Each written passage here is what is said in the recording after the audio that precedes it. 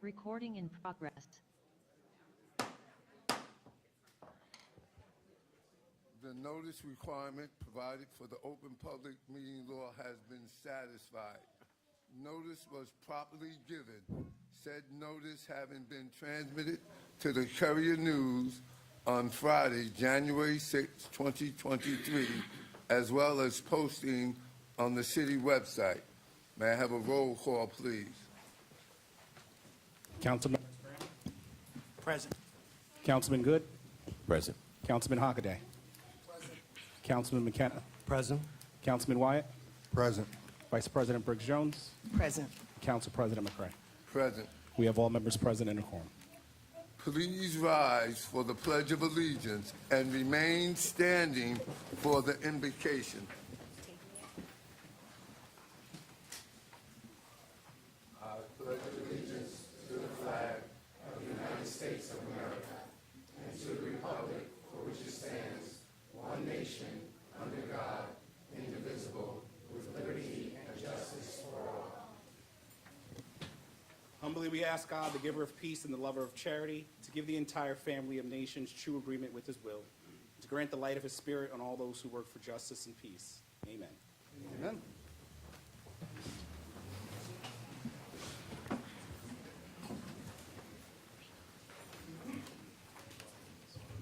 May I have a motion to approve the minutes of the regular meeting of August 14, 2023? Move.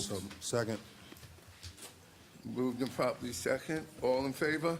Aye. Any abstentions? Any abstentions? Okay, we have no discussion items.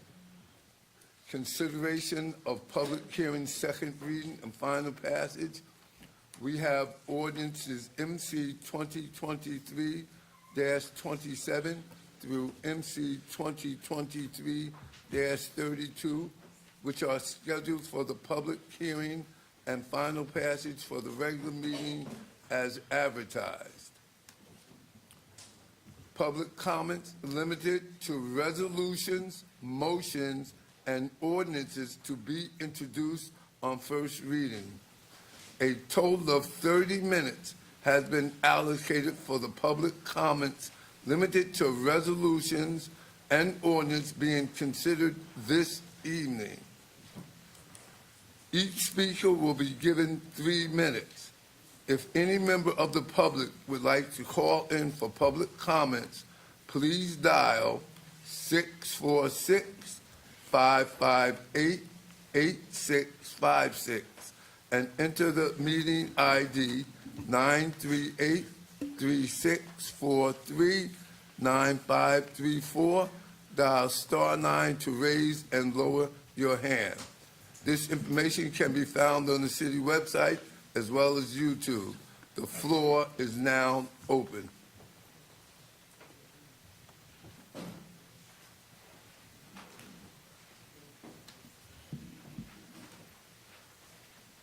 Good evening, everyone. My name is Joel Piccolo, and I'm here today accompanied by Paul Gaskin, Robert Arroyo, Akash Kadakam, and Rusty Rivera. We're commenting on Resolution R 324-23. Together we represent the membership of Jerusalem Lodge number 26, the entity that owns the Plainfield Masonic Temple located within the proposed area near redevelopment. We are here today eager to engage and represent our community's interests. We bring to the table not only our collective perspective, but also my individual expertise as a real estate developer, having spearheaded numerous projects in redevelopment areas. While these projects can offer substantial benefits, they have the potential to create unintended disparities, placing some property owners at disadvantage when not involved in the initial planning stages. Our building enjoys protection through its designation under the National Register of Historic Places, a status that shields it both from demolition and inappropriate alterations. We're deeply committed to its preservation, a mission fortified by the support of two New Jersey Historic Trust grants. It is with this in mind that we assert our desire for early involvement in the discussions pertaining to the proposed area in need of redevelopment study to ensure the interests are duly protected. We are fully aware that the law does not obligate you to include us at this point. However, we firmly believe that initiating collaborative dialogue from the outset would foster a more enriching redevelopment plan that both ensures the preservation and enhancement of our historic site. Therefore, we respectfully request to be included in the study process. We are prepared to meet the necessary criteria and to contribute constructively to the discourse of resolutions that emerge from it. Looking ahead, we envision our future event spaces, accessible to the public, as a valuable addition to Plainfield, perfectly aligning with the broader objectives of the redevelopment initiative. In conclusion, we are confident that our project can harmoniously integrate with a new redevelopment plan, enhancing the vibrancy of our community while preserving its rich heritage. Thank you for your consideration. We anticipate a productive and respectful collaboration. Thank you.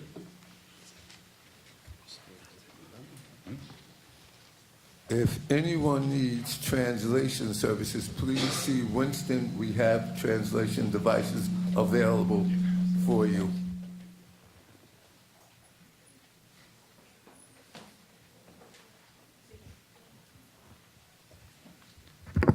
Hello, good evening. My name is Jeff Spellman. I live at 1151 Gresham Road, and this month celebrate 30 years in Plainfield. I come to make comment tonight about Resolution 327-323, which is the redevelopment agreement for Block 837, Lot 1, which is commonly known as Grace Episcopal Church. There's been much public discourse on the historic preservation of Grace Church and the various different redevelopment studies and programs that have gone on. And I understand tonight that you'll be considering a redevelopment agreement. I have personal ties to Grace Church, and I was married there. I played the Carillon bells up in the towers, 47 bells that are there for 100 years now. This has gone through different boards and agencies. I understand that last year a study for redevelopment went to the planning board, which decided not to forward that on after receiving the study. I understand that you subsequently amended the TODD South redevelopment plan to include this property as part of that redevelopment. And then tonight we get to the point of a redevelopment agreement with LE Development. This is calling for a 6-story, I believe 139 apartments on that property. In the 39-page agreement, there is no mention of the church, the grounds, the historic nature, nothing in there about preservation.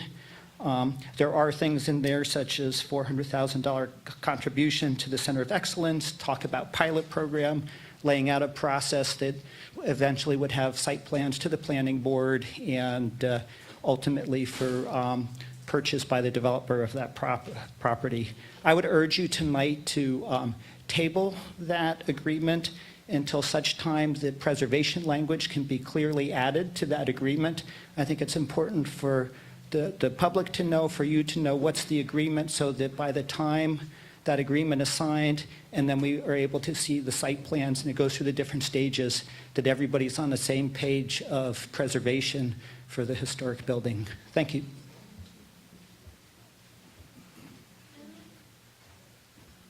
Nancy Peeble, 1129 Merle Avenue. I had no idea what Mr. Spellman was going to speak about or what the Masonic Temple was going to speak about. But as everybody knows, I know a lot of history. I've lived in a town all my life. I was born and raised here, went to all the Plainfield schools.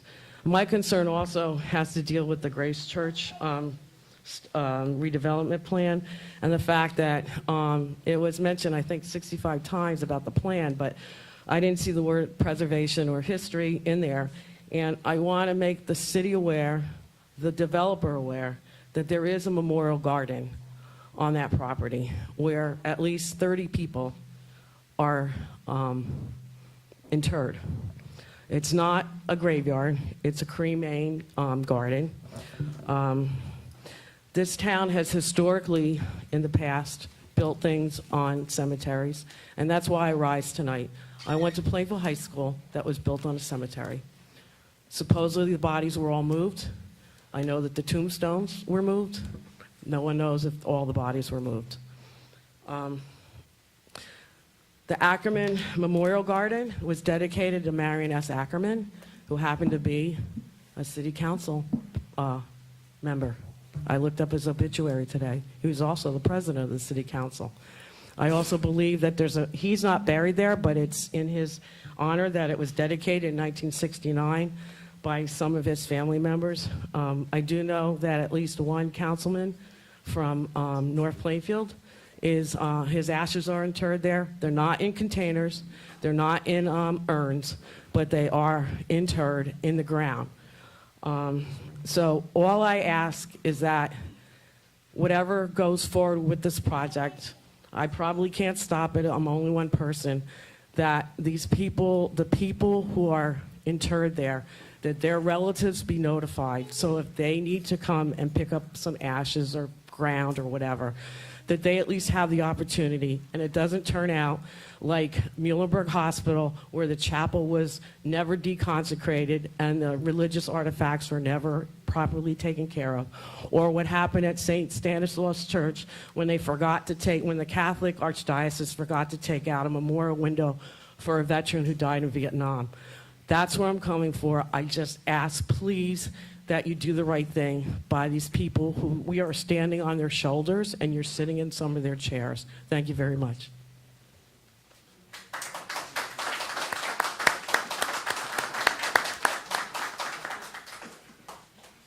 Hi, my name is Diane Smith. Although I don't currently live in Plainfield, I did for quite some time.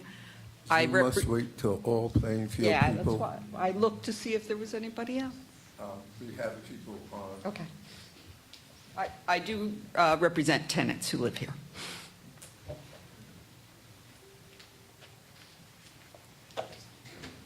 Good evening, Laura Miranda Brown, 1345 Highland Avenue. I'm coming tonight to provide a little bit of context regarding international discussions taking place on the intersection between climate change and our built environment. Resolutions and ordinances. This has to do with the redevelopment, the proposed redevelopment plans that we will all be hearing about this evening. What redevelopment? I'm sorry, let me grab my agenda and I'll give you all the numbers.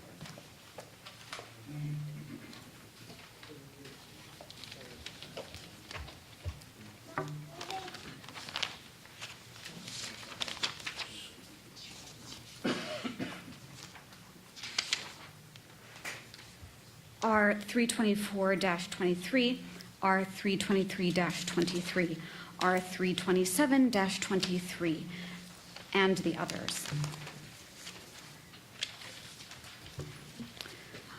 Again, on the intersection between climate change and our built environment, study after study showed that there are clear environmental, economic, and community benefits to refurbishing existing buildings as opposed to building something new. Great Britain, a place we can all acknowledge has way more historic buildings and much older buildings than Plainfield, has conducted study after study, years-long studies by governmental agencies and nonprofits, including the King's Foundation, and concluded that repairing is better than replacing. It is the same idea behind what we all learned in school: reduce, reuse, and recycle.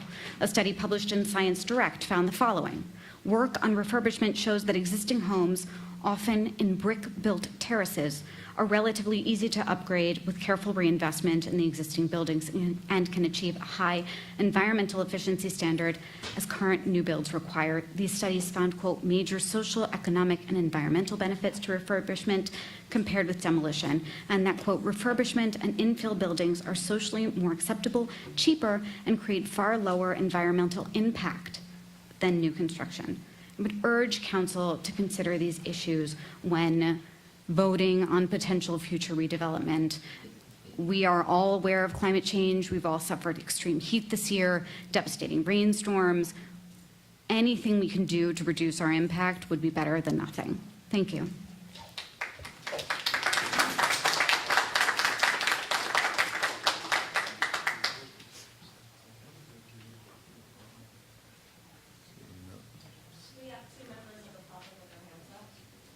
Patch them in, please.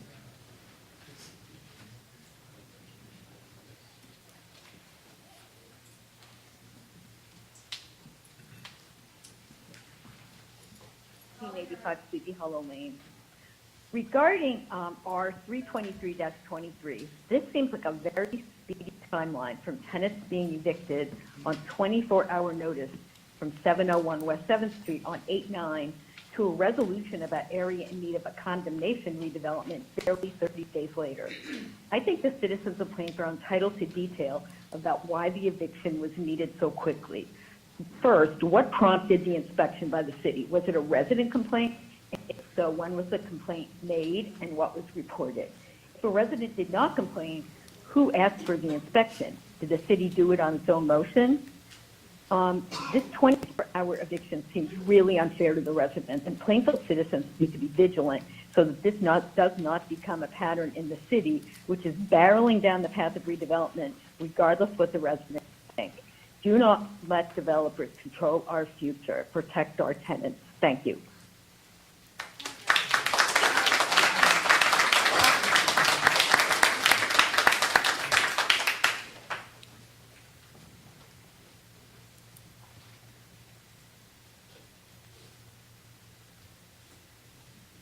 Hello, this is Carolyn Pittis.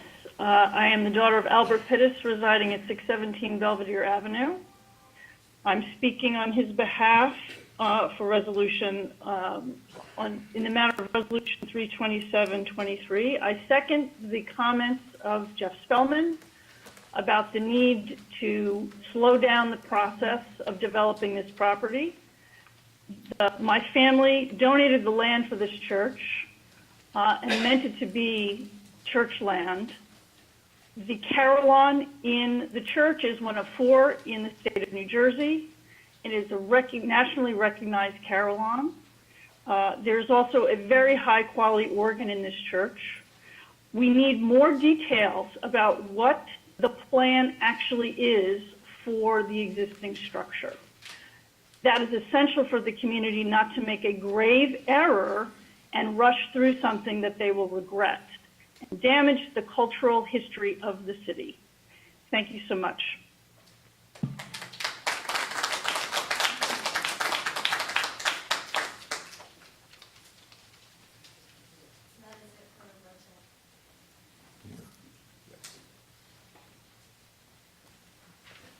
Hi, Diane Smith back again. I'm speaking on regarding Resolution 32323 and 31123. I'm the managing attorney of the Housing Justice Project at Seton Hall Law School Center for Social Justice. We have met with several of the displaced tenants and are trying to provide them assistance. We've, of course, been following what's been going on, everybody has, in the state and now around the country.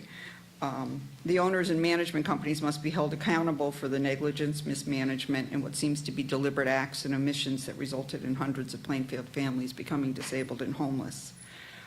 While we hope we may be able to assist the tenants in reaching a fair resolution through good faith discussions and negotiation, we're prepared to do whatever needs to be done, including perhaps a class action filed in federal court, which will hold the owners, management companies, and others involved accountable. Trust really is the foundation of any community, and when it's compromised, it affects aspects of all life.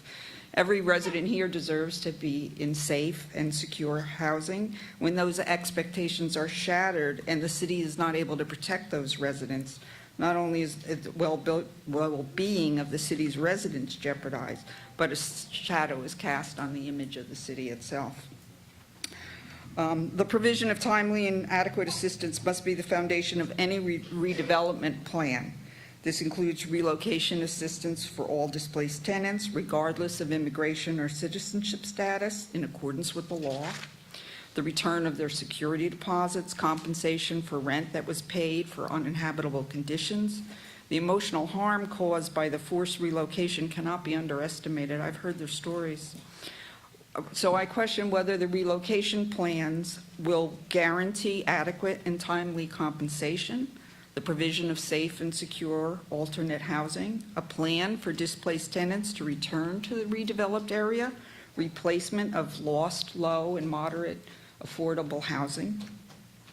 I think in times of crisis, it's essential for the community to come together. Residents, local officials, and organizations can work collaboratively, like our first speaker today suggested, so that Plainfield can remain a place where everybody can thrive. We hope the city will work with residents, displaced tenants, the Center for Social Justice, and others to determine if redevelopment of these areas, as opposed to revitalizing the community that was there until a few moments ago, is the right course. We ask that the planning board be instructed to secure meaningful impact, not just a pro forma public hearing that leads to a preordained result. Working together is not only the right response, it's the only practical and prudent response. As to Resolution 31123, I Your would... time is up.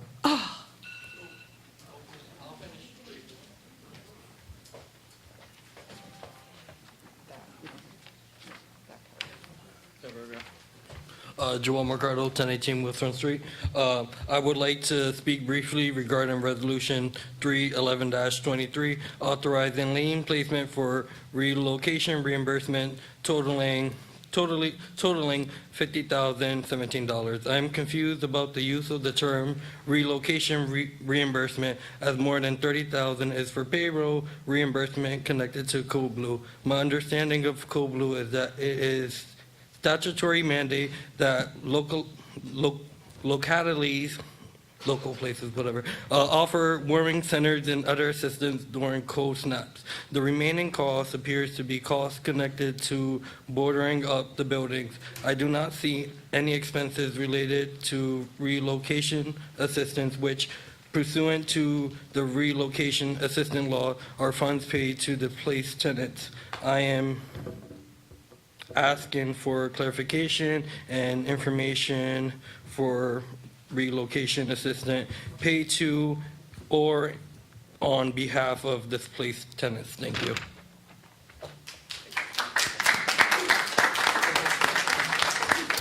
Hi everyone, good evening. Ana Cerrato from Wind of the Spirit in the Quaker Church House. Not related to any of the ordinances, but very, very, very important for the conduction of the meeting. The translations are now being done, and when you announce for the...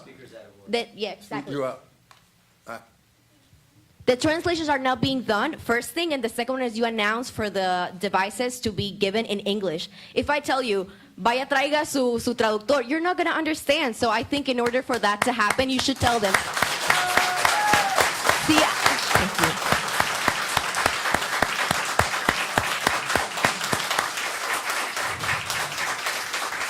So to ensure that everybody is aware of what's going on in this meeting, las personas que necesiten un equipo de traducción, ¿podrían por favor levantar la mano?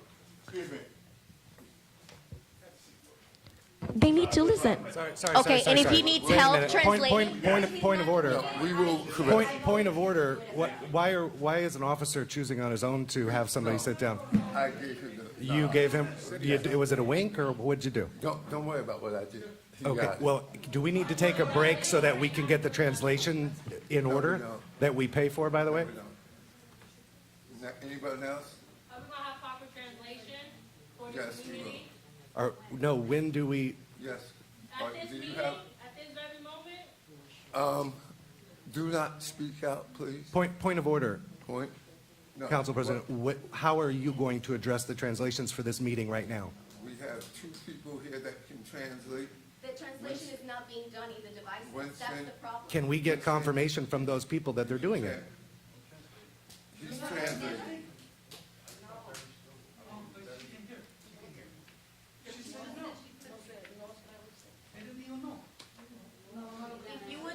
Well, we will work on getting him done. Are there any more people for public comment?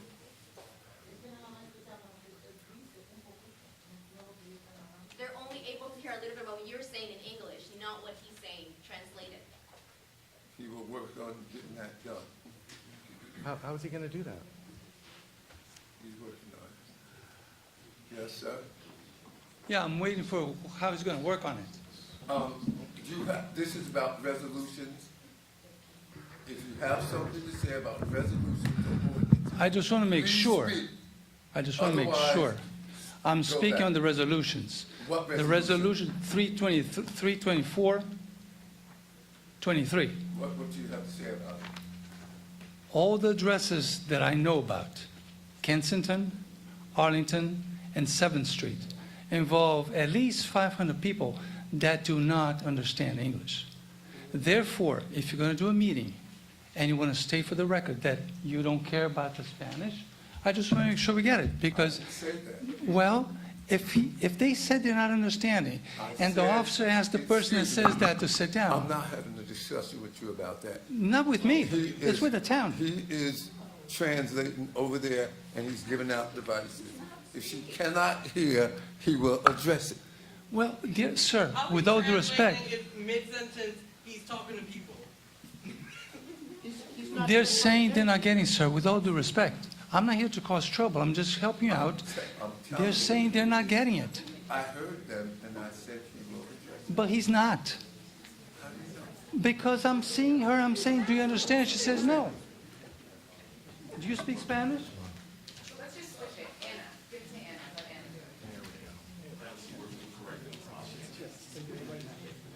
Council President, She's down? I would like to make a motion that we take a recess so they can fix the issue with the translation. A 5-minute recess. Second.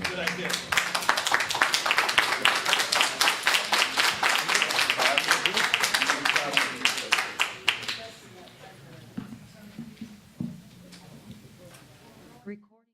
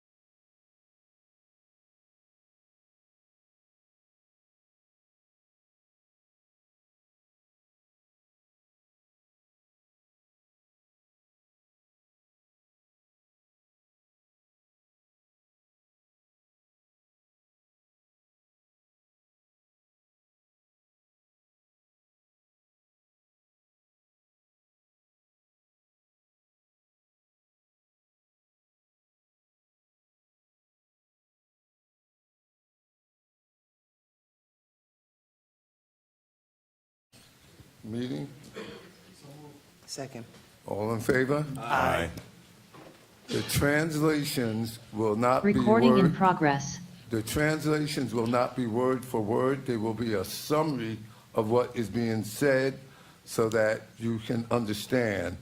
Number two, if any member of the public decides they want to yell out and speak out, you will be removed from this meeting. This will be an orderly meeting. Any more for public discussion? Seeing none, may I have a move to close public discussion?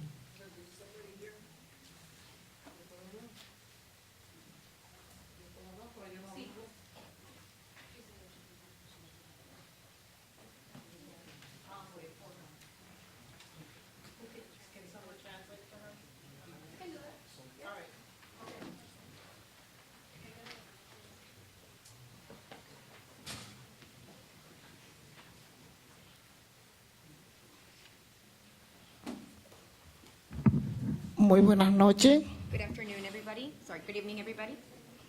Mi nombre es Joanny. My name is Joanny. Soy una latina más en la calle. I am another homeless Latina. La ciudad me dio 24 horas para salir de mi comodidad donde yo trabajaba para pagar.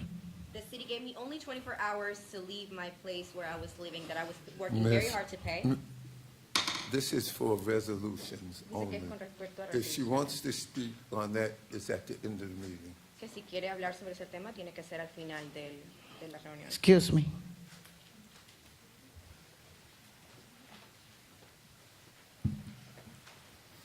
Seeing none? Could I get a motion to close? Second. All in favor? Aye.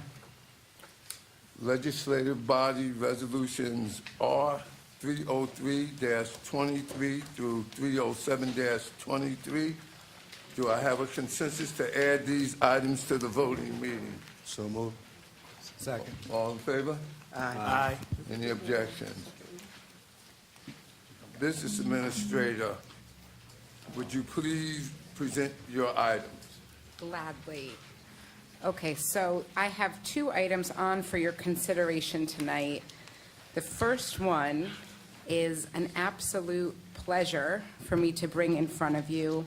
This is a resolution granting advice and consent to the appointment of John Louise as the soon-to-be newly established Department Director of the Sewer and Solid Waste Department. Many of you have known John for a long time. Not only has he increased efficiencies, increased morale, increased customer service at the sewer and solid waste utilities, but he is a true definition of a leader. He is well-respected, a mentor to many, just a fair, honest man. And he has really risen from the ranks here. He started in DPW as a laborer, and now it's really my honor to bring him to you as a potential department head. And just so pleased to have him here and to have the honor of working with him. Could you hold, please? Yes.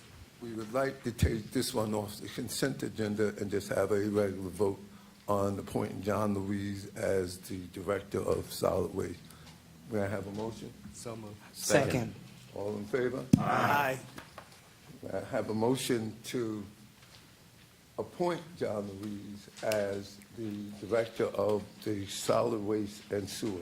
Moved. Second. All in favor? Aye. We are. Aye. Do I need a roll call? It was unanimous. Mr. John Louise, we would like to swear you in.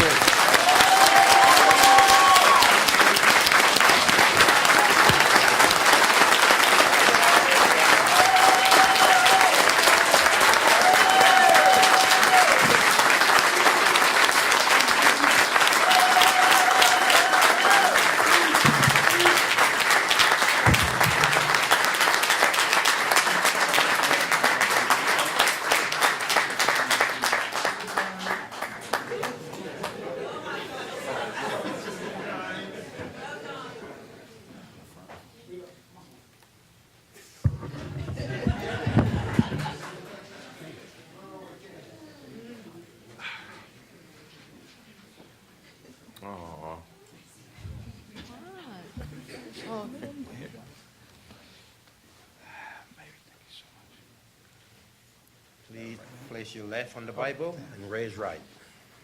And repeat after me. I, John Louise, I, John Louise, do solemnly swear do solemnly swear that I will faithfully, impartially, and justly perform all of the duties of the office of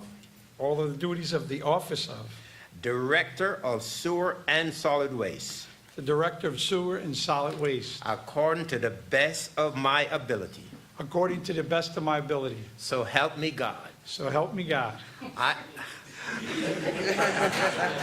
Help him, God. Help him. I'm sorry. I do further solemnly swear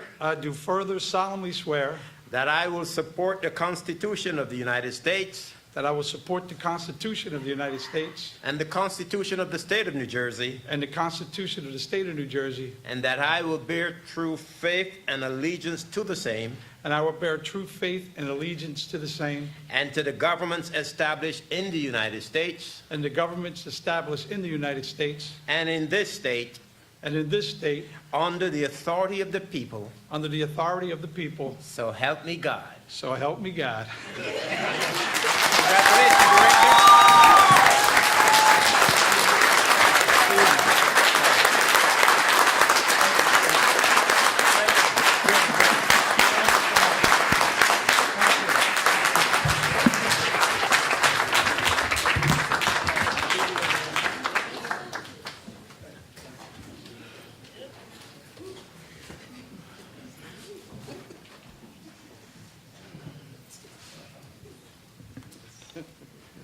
Okay, my second resolution. The second resolution that I have for you this evening is a resolution ratifying the execution of an MOA between the City of Plainfield and the PMEA Union, Plainfield Municipal Employees Association. You'll see that this is the same 10.5%, just chopped up differently that you saw recently with the FMBA, with the arbitrator's decision.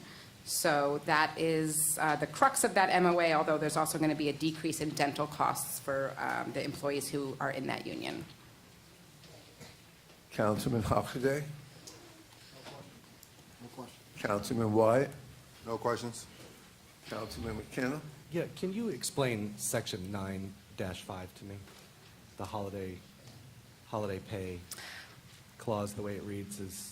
I don't have it in front of me, but the holiday pay, the way that it's going to break down is they're getting an extra holiday for Juneteenth, but some people in PMEA are in the police, so they are in fire, civilians who work in a 24/7 operation, so they can't take off that day, so they get paid a lump sum for the vacations at an 8-hour day, and they're getting an extra day in that pay.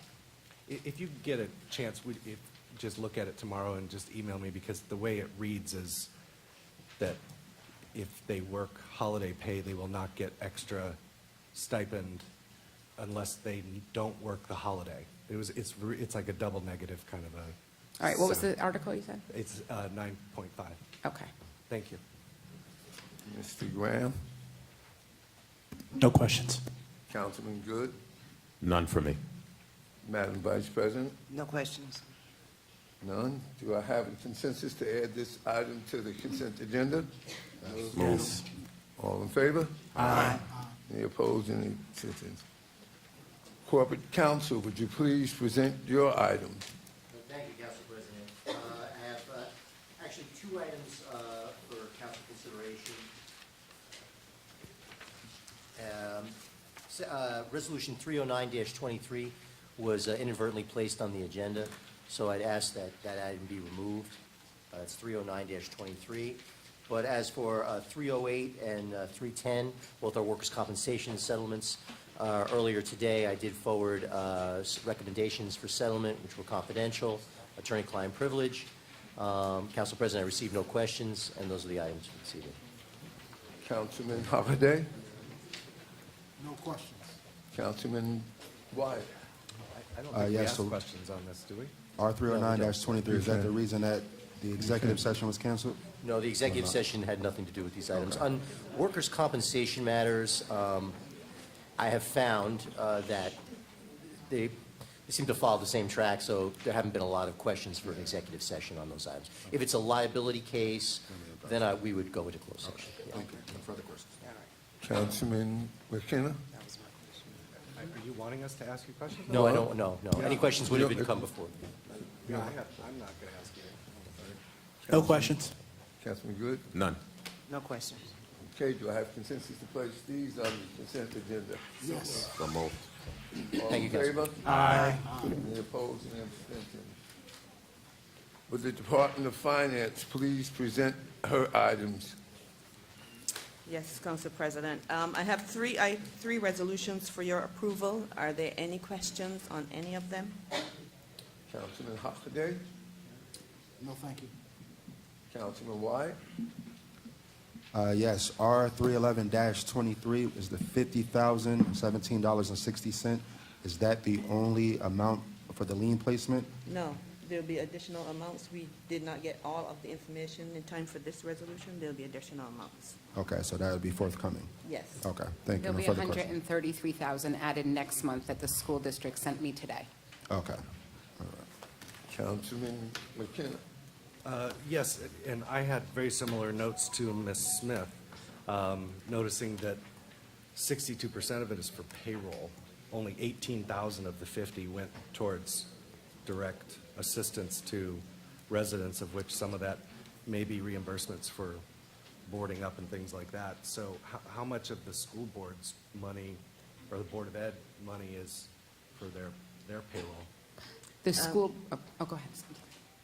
Well, the Board of Ed submitted an invoice today for about 130,000, and there'll be additional costs for housing from Howard Johnson, but all those costs did not come in as yet. So this will be ongoing. There'll be additional costs. And did Board of Ed include reimbursement for payroll? The Board of Ed is mostly payroll and food costs. And I'll speak to why you're seeing that now and you're going to see other things later, because obviously, based on the Fair Labor Standards Act, we have to pay people who've worked overtime immediately, that pay. So you're seeing those costs. Those are going to be the quickest costs to come in. And those are people that manned the operations 24/7 at PPAC, manned it at the school, et cetera. So those people had to be paid via payroll immediately. The Howard Johnson, whenever they invoice us, it will be added. It will continuously be added. So I think we have a few thousand now, and then as the invoices come in, that will be added. We had 32,000 in overtime for the PPAC that was only open during business hours?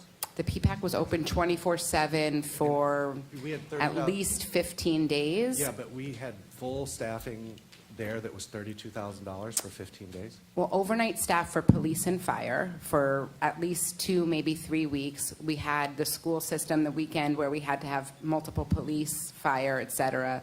We have had, I think there's probably a breakdown in the hourly in there. We can get you a breakdown, but yes. So, yeah, if you could, because PPAC wasn't on there, by the way, just the properties.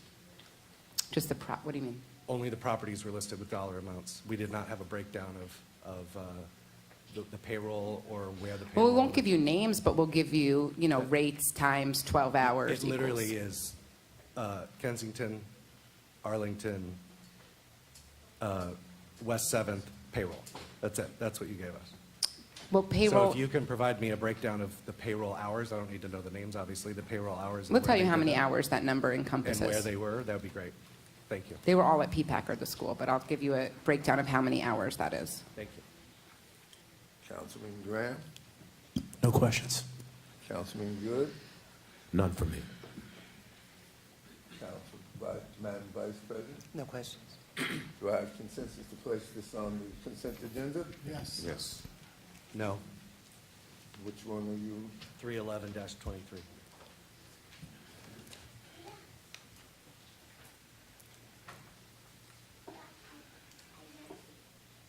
Would the police department please present his item? Good evening. I have one item for your consideration tonight. That is authorizing a award of contract with EnvironCon LLC. The project that they will be working on is the boiler in this building. This building has a lot of original equipment in it, and the building is over 60 years old. We have had several issues with the boiler, and it has come to a time where we need to replace it. Councilman Hockaday? No questions. Thank you. Councilman Wyatt? No questions. Councilman McKenna? No questions. Councilman Graham? No questions. Councilman Good? None. Madam Vice President? No questions. Do I have consensus to place this on the consent agenda? Yes. Yes. All in favor? Aye. Right. Would the fire department please present his item? I have two items on the agenda tonight. One is for the purchase of self-contained breathing apparatus not to exceed $386,090.76, and one for the purchase of personal protective equipment for the Plainfield Fire Department in the amount of $110,399.19. Any questions? Councilman Hockaday? Mr. Director, this is clearly supplies and apparatus that you need on a constant basis. Do you purchase this yearly or every other year? How long should this equipment last? which one you're referring to? They both have different shelf life. One may be first 10 years. That one is 10 years. So another 10 years, we have to repurchase that again. And this is also grant funds too. Thank you. No further. Councilman White? Yes, just a quick question on R315-23. Is this the tanks that they put on the back, or has technology improved this process? No, these are the tanks they put on their backs. Okay. All right. Thank you, sir. Councilman McKenna? No questions. Councilman Graham? No question. Councilman Good? No questions. Madam Vice President? No questions. Do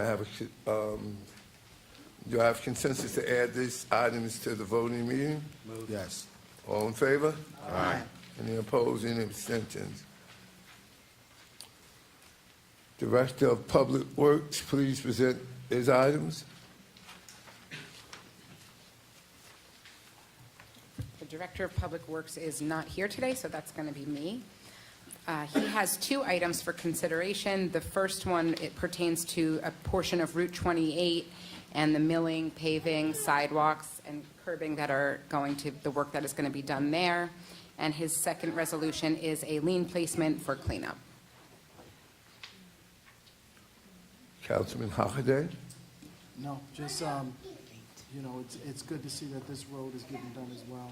I've seen a lot of streets paved in the city of Plainfield, and this is one of the last lagging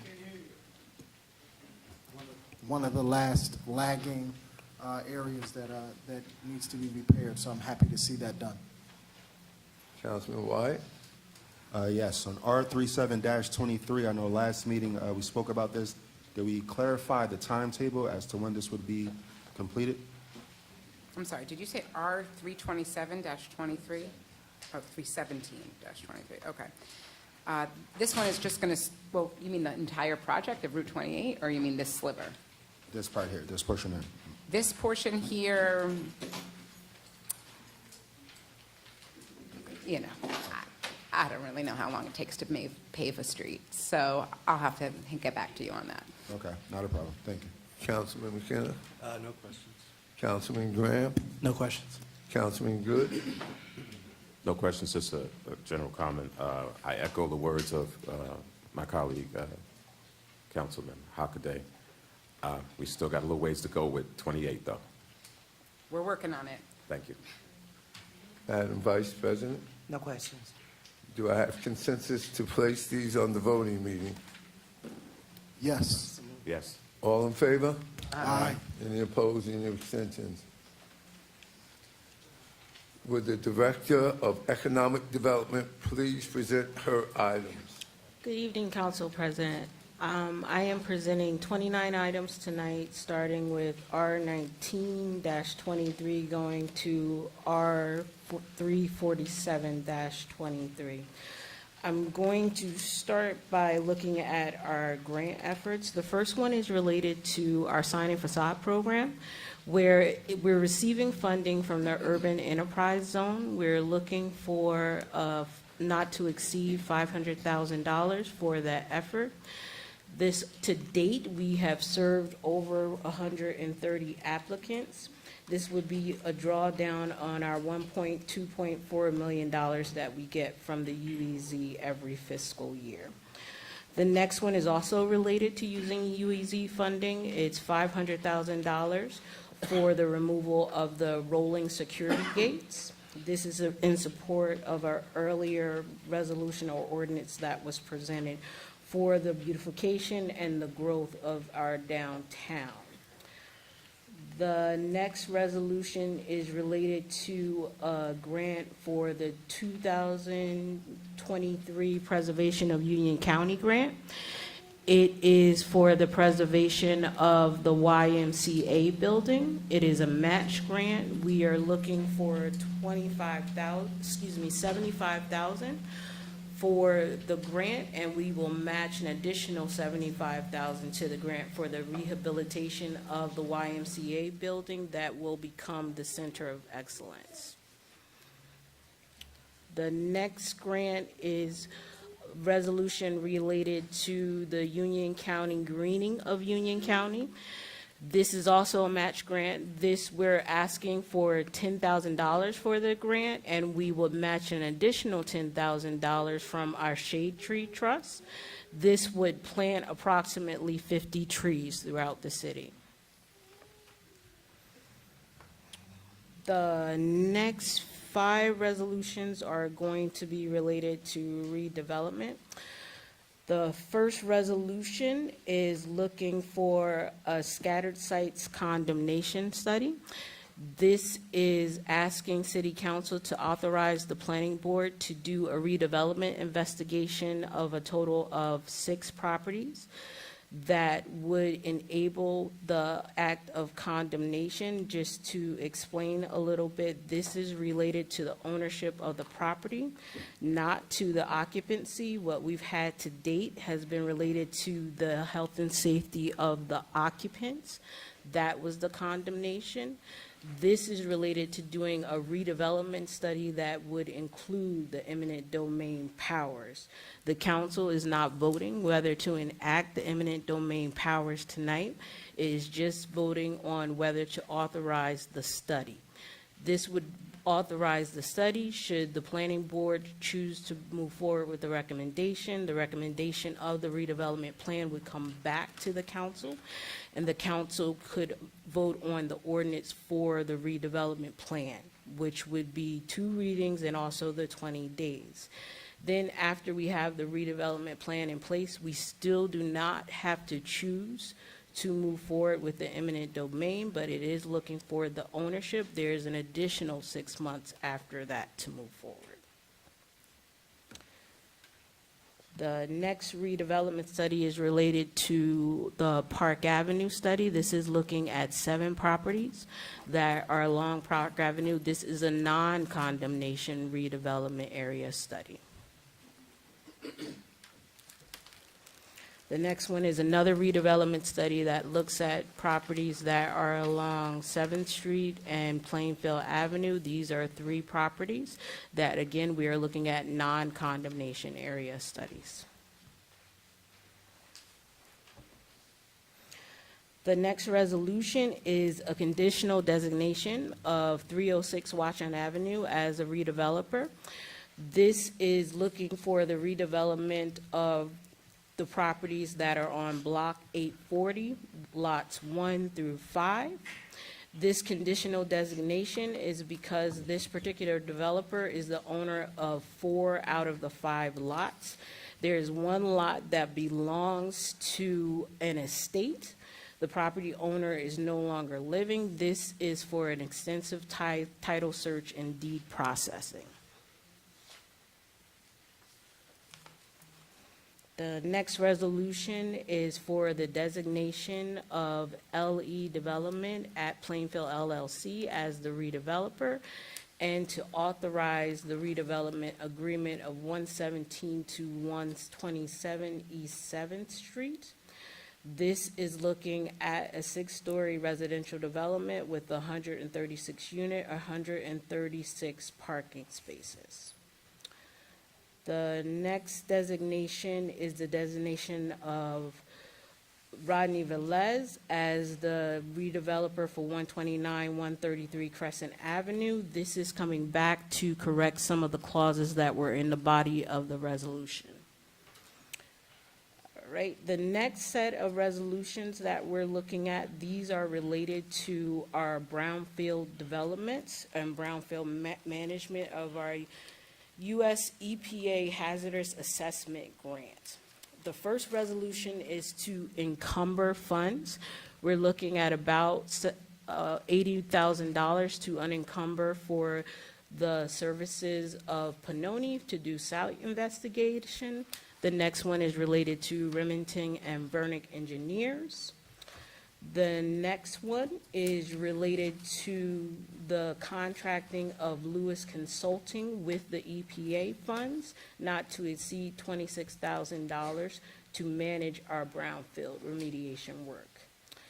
And the last remaining resolutions going from R332-23 down to R346-23 are related to the refund of construction fees permits. These are being refunded because they were identified as revenue sources in the previous year budget, but now we're refunding this because this work was either not completed or not needed for the permits. And the last resolution is related to the authorization of a lease agreement from the City of Plainfield, between the City of Plainfield and the New Jersey Water. This is related to leasing property at the rear of 512 to 524 Watchon Avenue. This would be used as a staging area, as New Jersey Water will be replacing all the lead pipes throughout the city, and they need a staging area for their construction and materials. That concludes my presentation. Councilman Hockaday. Yep. So first, regarding 3/20/23, it's good to see that we are making, or at least having this resolution to make grant funds available for the beautification of our city. It's something that's definitely will be welcome by all. So in the future, I'm sure there'll be information on how to take advantage of these UEZ grants, but residents should be on notice that that this is for, not residents, but business owners downtown should be on notice that these funds will come available, and it'll be on a first-come, first-served basis. So be diligent with applying for these funds to help beautify our city. Regarding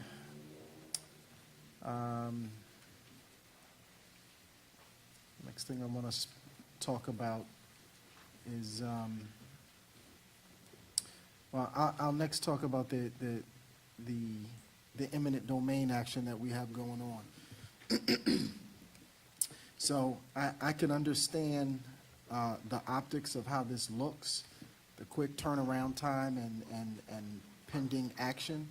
But from my perspective, the city needs to be very aggressive with this negligent landlord and making sure that they make repairs to the property as soon as possible.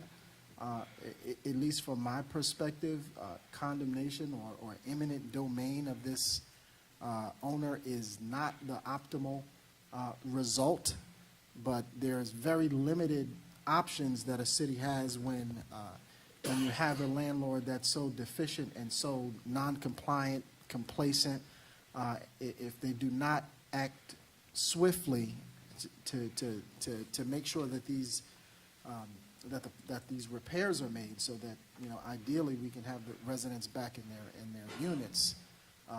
The city needs to be able to have teeth, as they say, something that gives them that forces compliance.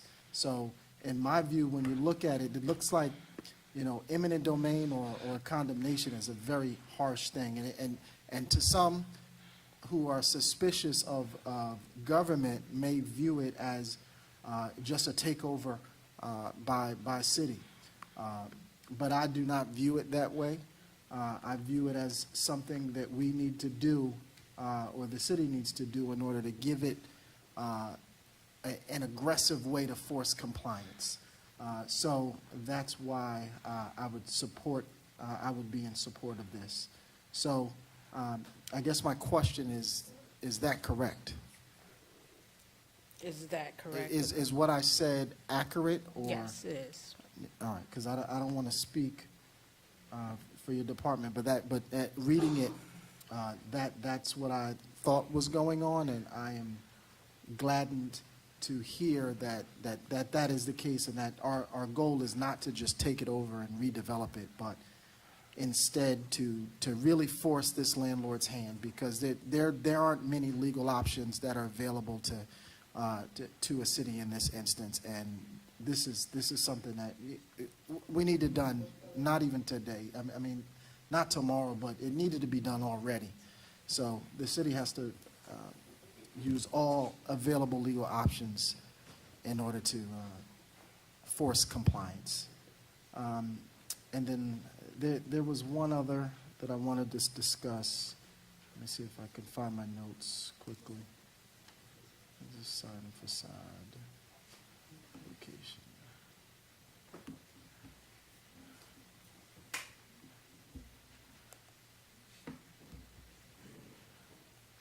Okay, nothing further, thank you. Councilman Wyatt? Yes, I have a few questions. The first one, R319-23. How are we doing outreach and marketing to the business owners to let them know that these funds are available? So currently, we have a UEZ coordinator that reaches out to all of our business owners on a routine basis. We also coordinate with the CID about the availability of our grants within UEZ. Okay. All right, R320-23. Do we know how much it costs per building to have the security gates removed from the stores? So we have an estimate of up to 15,000, and that's 15,000 based per on year. just looking at the general size of a storefront. Okay, do we know how many in total, around about how many in total have to be removed? So they're close to 400 businesses, but we still need to take inventory of exactly the gates that have to be removed. Okay, and I know that, I think this is a good thing, but I also know that we have a shortage of police officers here in the city for patrolling. So have you guys cross-communicated to ensure that things will be fine? Okay. All right, moving down to R323-23. It was April 13, 2023. I had the opportunity to attend a beautifully eloquent play called Wrinkle in Time, better known as The State of the City. And it was stated that this transformation has happened is not gentrification, and no one will be displaced during this transformation. Fast forward, here we are. So looking at this, and optics do matter. So I would much rather have came to this meeting and saw a presentation on how many of the displaced families have been placed, what solutions are given to those people. I did hear that, let me ask the question, has there been a work stop order on this building here? Yes. There has been. So I want to be clear about what I'm addressing. So in economic development, we have our building division, and the building division can put a stop work order if the proper permits are not taken out, and they were not taken out, so we issued a stop work order. Okay, so have they been complying and showing that they want to fix the building, or what's going on, in your opinion? I'm just going to respond to the facts. So we provided them with the violations of the building. We also had several conversations about what permits were required in order to properly repair the building, and we did not see the proper permits taken out. Okay, so the work was started, they didn't take out the proper permits, so we issued a stop work order. Okay, so there's no timetable as to when any of the repairs will be completed. Not that we've gotten from the property owner. Okay. Council President, can I also answer that, the councilman's question? Thank you. I'd also, I think it's important that the council know, at the direction of the mayor, at the direction of the mayor, I filed a lawsuit against the property owner of all the affected properties to establish a rent receiver for the properties. What a rent receiver will do, to the extent that any rents are being collected or any funds are being held, that all of those funds will be held by a third party, and that third party will be, basically, their sole purpose will be to make those repairs. So we filed that action. We had a preliminary conference with the judge on Friday. The judge is going to hear initial restraints, and actually we're asking for the judge to immediately freeze all assets on these properties. That will be heard this Thursday morning. Thereafter, the judge will set a hearing on whether or not he will allow a rent receiver for the properties. So basically, if we get the relief that we are seeking, this property will no longer have any rights to these properties, and we will be in the driver's seat with regard to repairs. So I just thought it was important for the council to know this. Okay. Yeah. Thank you, and that is a segue to another question that I have. So I know that a meeting took place, what was it, last Tuesday, September 5th, I know it was, or I heard that the mayor and the administration was there, speaking with residents. No media or phones were allowed.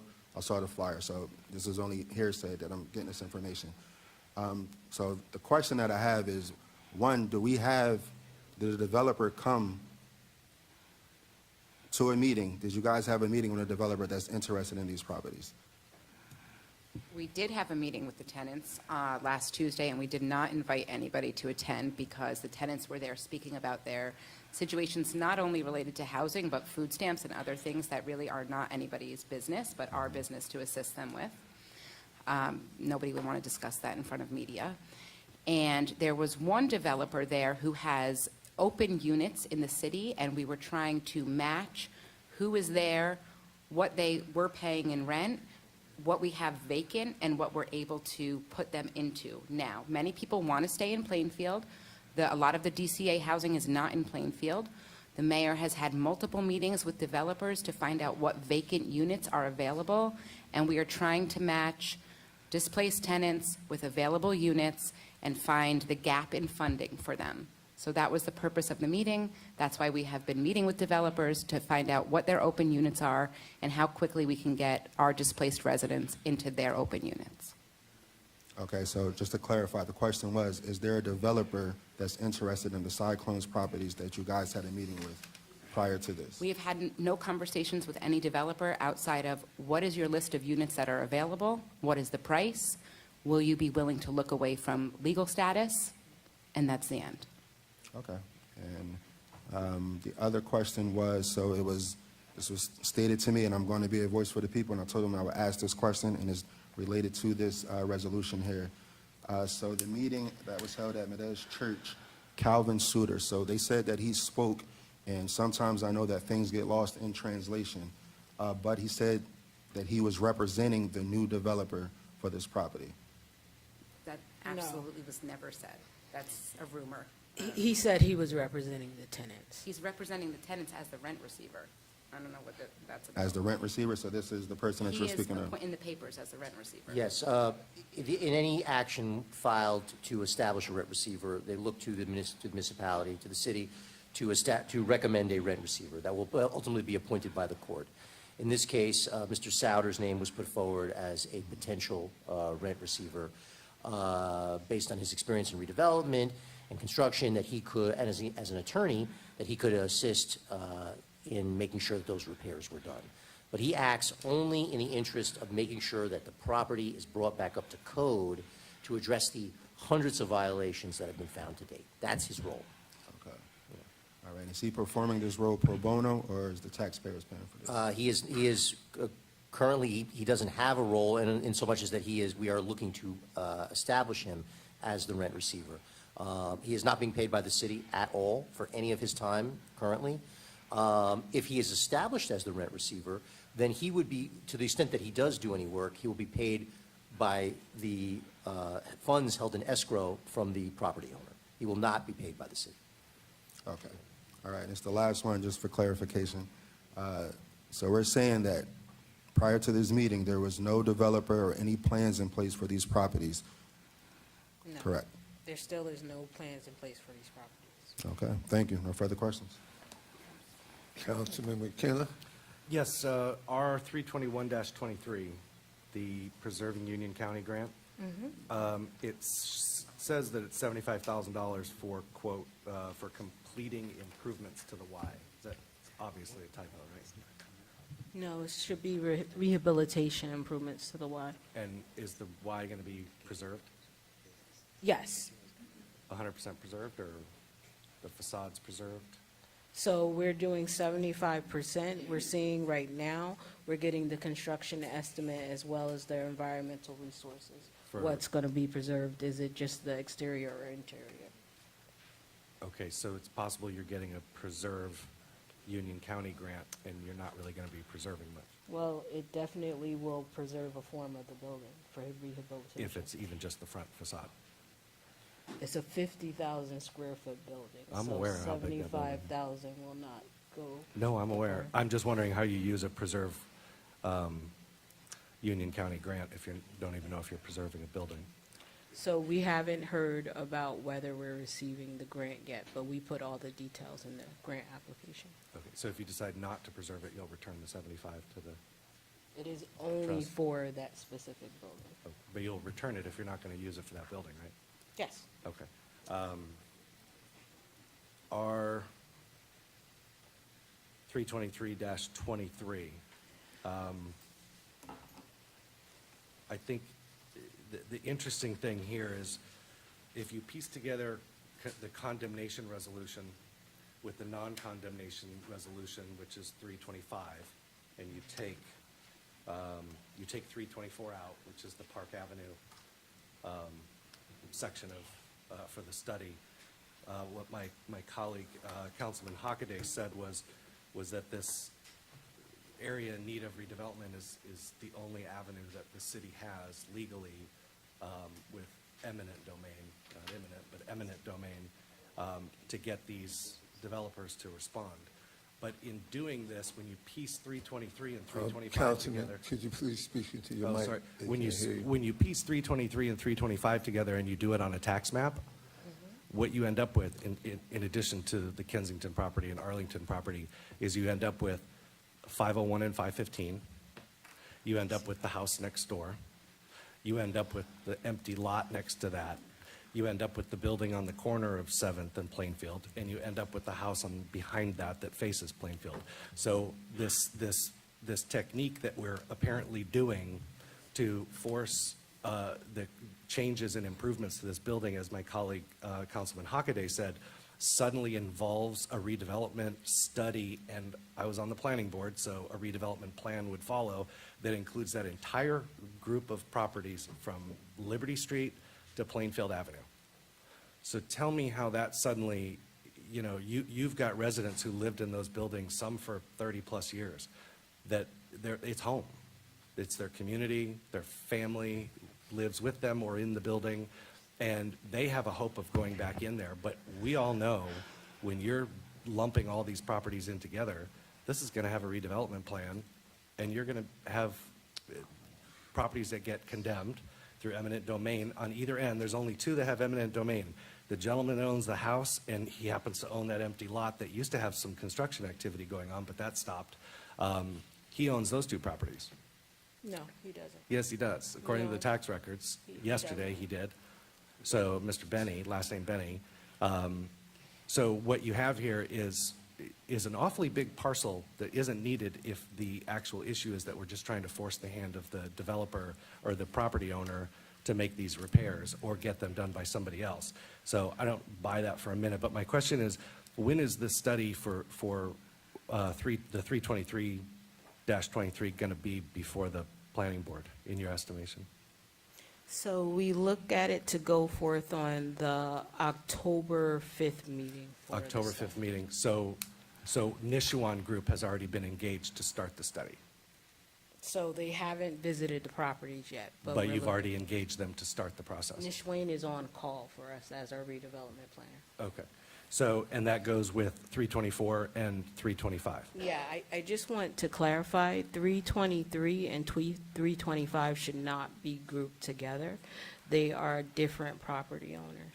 Well, a lot of them are different property owners, but the reality is if you take the blocks and the lots from 323 and 325 and you look at a tax map, you're essentially taking that entire block between Liberty and Plainfield Avenue and creating a redevelopment zone. That's what you're going to do. You're going to do this, the area in need of study, which, by the way, I could pick anybody's house in here and make it the criteria fit. It's not complicated. And then after that, a redevelopment plan is done, and it's going to encompass that entire area with two properties having condemnation ability or eminent domain abilities. Is that correct? So 323 is going to have, is a condemnation plan. 325 is not going to have a condemnation. I believe you're referring to the two properties that are on 7th Street. Either the property on the corner of Liberty and 7th is condemnation, the property on Plainfield, the corner of Plainfield and 7th is condemnation. The one behind that faces Plainfield Avenue is non-condemnation. The home and the empty lot are non-condemnation. Yes, that's correct. Okay, so Nishuan Group's on call, and this study, which they take a long time to do these studies, so this is going to be ready in less than a month. So this is just the beginning of the study, not the redevelopment plan. Right, but the area in need of study will be ready in October. This is what we're aiming for. Okay, and do you have any developers that obviously don't have any applications that have had any conversations of interest in West Seventh? No, these were developed separately, all three redevelopment studies. And you have, so you have no developers that have any criteria or interest in any of the Park Avenue No. properties? None. None. The Park Avenue properties are related to commercial development. Well, and obviously it's in the downtown area, so that's all going to be studied, and there's no developer. This must be the first one we've ever done that didn't have a developer that was interested. My next question is for 327-23. Is the developer's intent to preserve or repurpose the church? Yes, this is a adaptive reuse plan, so the church will be completely preserved. 100%. So I want to be clear, what I'm saying is the church, because there's three different buildings that are there. So the church goes from looking at facing 7th Street down to Cleveland Avenue. And that portion that was built between 1891 to 1892 will be completely preserved, excuse me. And should that not be in the redevelopment plan, that they would abide by restoration and preservation? There is actually a 85-page historical report that's going to be available during the governmental reviews that will be presented to the planning board. That will go to the planning board? Yes. And we'll have HPC review as well, where they can ask their questions in the new? HPC is a part of all the technical review committees for this property. Okay, so we're on record for that, and anything that they are not going to use would be allowed to be used elsewhere, like if they're going to take Carillon bells or anything like that out? Okay, so a part of what you're saying, like the Carillon bells and also looking at the Tiffany glass and such, and that's also a part of the historic report, that is the responsibility of the church, and they have made arrangements for that. Now say that again. So they're the ultimate owners of the Carillon bells and the windows? And they will make arrangements for that. They have already. Do you know what those arrangements are? I have to get the details, but it was arranged according to the diocese of the church that we could look at in the report. So, and I'm just going to kind of dumb this down for myself here. So in essence, they are able to strip some of the building prior to selling it? It belongs to them, and it also belongs to the church itself. So the property is between the church and the new developer, the new property owner. So elements, historic elements could be removed and sent to Alabama or Ohio or whatever? I don't know if that's the case, but it followed the procedures of the church.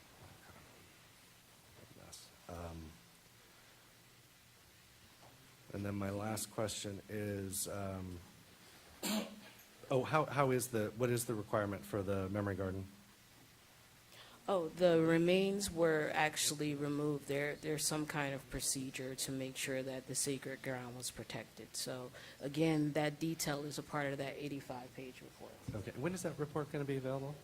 When we have the hearing for the planning board, they'll have a technical review committee, and then they'll present to the planning board. Oh, as the right now, backup documentation or supporting? yes, Okay. it has to be all disclosed. Okay. My last one is 347-23, which is the lease of the Y parking lot. Is it a typo that if they want to extend that lease a year, so instead of ending it September of 24, they want to have an extra year, which takes it to September of 2025, that they have to let the city know November of this year, 10 months before their first lease is up? No, that's a typo. It should have been in the next year. But it wouldn't be November of next year because it would be over by then. Right, that's a typo in there. Okay. And what work gets done at the Center of Excellence if they take the 2-year lease on that property? We will find them another location, and there'll be an amendment to this lease. And then they'll be open to canceling the lease? Yeah. Okay. Well, we will. That's part of it. Let's see. Those are all of my questions. Thank you. Councilman Graham? Yes, with respect to Resolution 323-23, because many of the residents are being relocated, they're going to have new apartments with new leases, and so they may not be able or want to go back to the building. And so if we're doing this redevelopment plan for any of the buildings that were condemned, will we at some point make any of the apartments affordable? Yes. Or designate them as affordable? So currently, right now, we're looking into low-income housing tax credits so we can maintain these properties as affordable. All right, and then there was a young lady in the audience that I assume she was once a resident of one of the condemned buildings. I guess she's someone that would need our assistance. Okay, we can arrange for that with our Plainfield Health Services. Sure. Okay. That pretty much, that was my only concern. Thank you. Councilman Good? Thank you, Council President. Very informative, B.A. Levinson and Director Fields. One thing about being almost last is all the other questions are mostly already asked, but you mentioned something about the remains had been removed? Yes, that's for- been for- arrangement I'm sorry, through for the church. 327-23, I'm sorry. That's been arranged through the church. Through the church. When was it done, do you know? I don't know. I have to look in the reports to give you Okay. specifics. And there are Tiffany windows still left? No. Because I know some, they were sold, so a couple of You're them were right. sold. Okay. And I know they have an organ which is one of the oldest in the country. Mhm. What will happen to that? So, again, I have the executive summary of the report. I would prefer to go through, or if there's someone would like to have more detail, attend the planning hearing, and all of that full report will be disclosed. And when will that be? So right now, they're just looking to have a technical review committee before they have a public hearing, but we're hoping sometime in October, most likely towards the end. Before the end of the year? Yes, it will be heard before the Okay. end of the year. Other than that, affordable, if they want to come back, Yeah. they'll be affordable. From what I understand, it probably will be what they were already paying?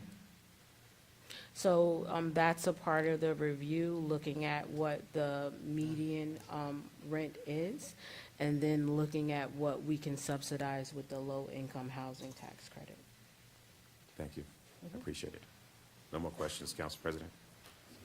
Madam Vice President? Yes, there's a couple things.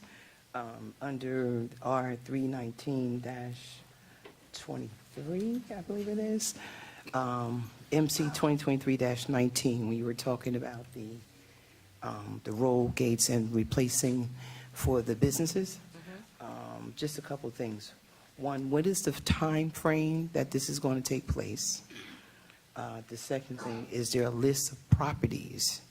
Do we have a list of the properties that has to have these gates replaced? And the third thing is, there is a property on Plainfield Avenue and West Fourth on the corner. It used to be the old Mr. Mack. That road gate's been there for 500 years, and now, so what they did was, the road gate, the owner that took it over, it has a road gate there, and then in front of that, the owners would switch 4 times, because I've been in that house 22 years. He put plywood in front of it. So I'm hoping that you run out of money and you have to go in his pocket, because it looks ridiculous at this point. And, and I'll be trying to catch that man. I'm going to catch him one day. But it looks ugly. It doesn't look nice. And I want my neighborhood to look just as good as anybody else's. So I'm just hoping that that you all definitely pay attention to that. So it's on Plainfield Avenue and West Fourth, right on the corner. I want that wood. I want all of that stuff moved. Okay. Thank you. So to answer the question about when the funds will be available, currently we have funds still remaining in our sign and facade program. So you can use funds, it can apply for funds from the sign and facade actually remove the rolling gates now. So the answer is a rolling process Okay. for the grant, so it's ongoing. And we're going to do an inventory and come up with a strategy on what streets we want to focus on first. Okay. To reach out to the business owners to get them to remove the rolling gates. Perfect. And we'll remember the location. Yes, West 4th Street and Plainfield Avenue. I'm telling you, I've been in that house since 1999. I've been looking at it.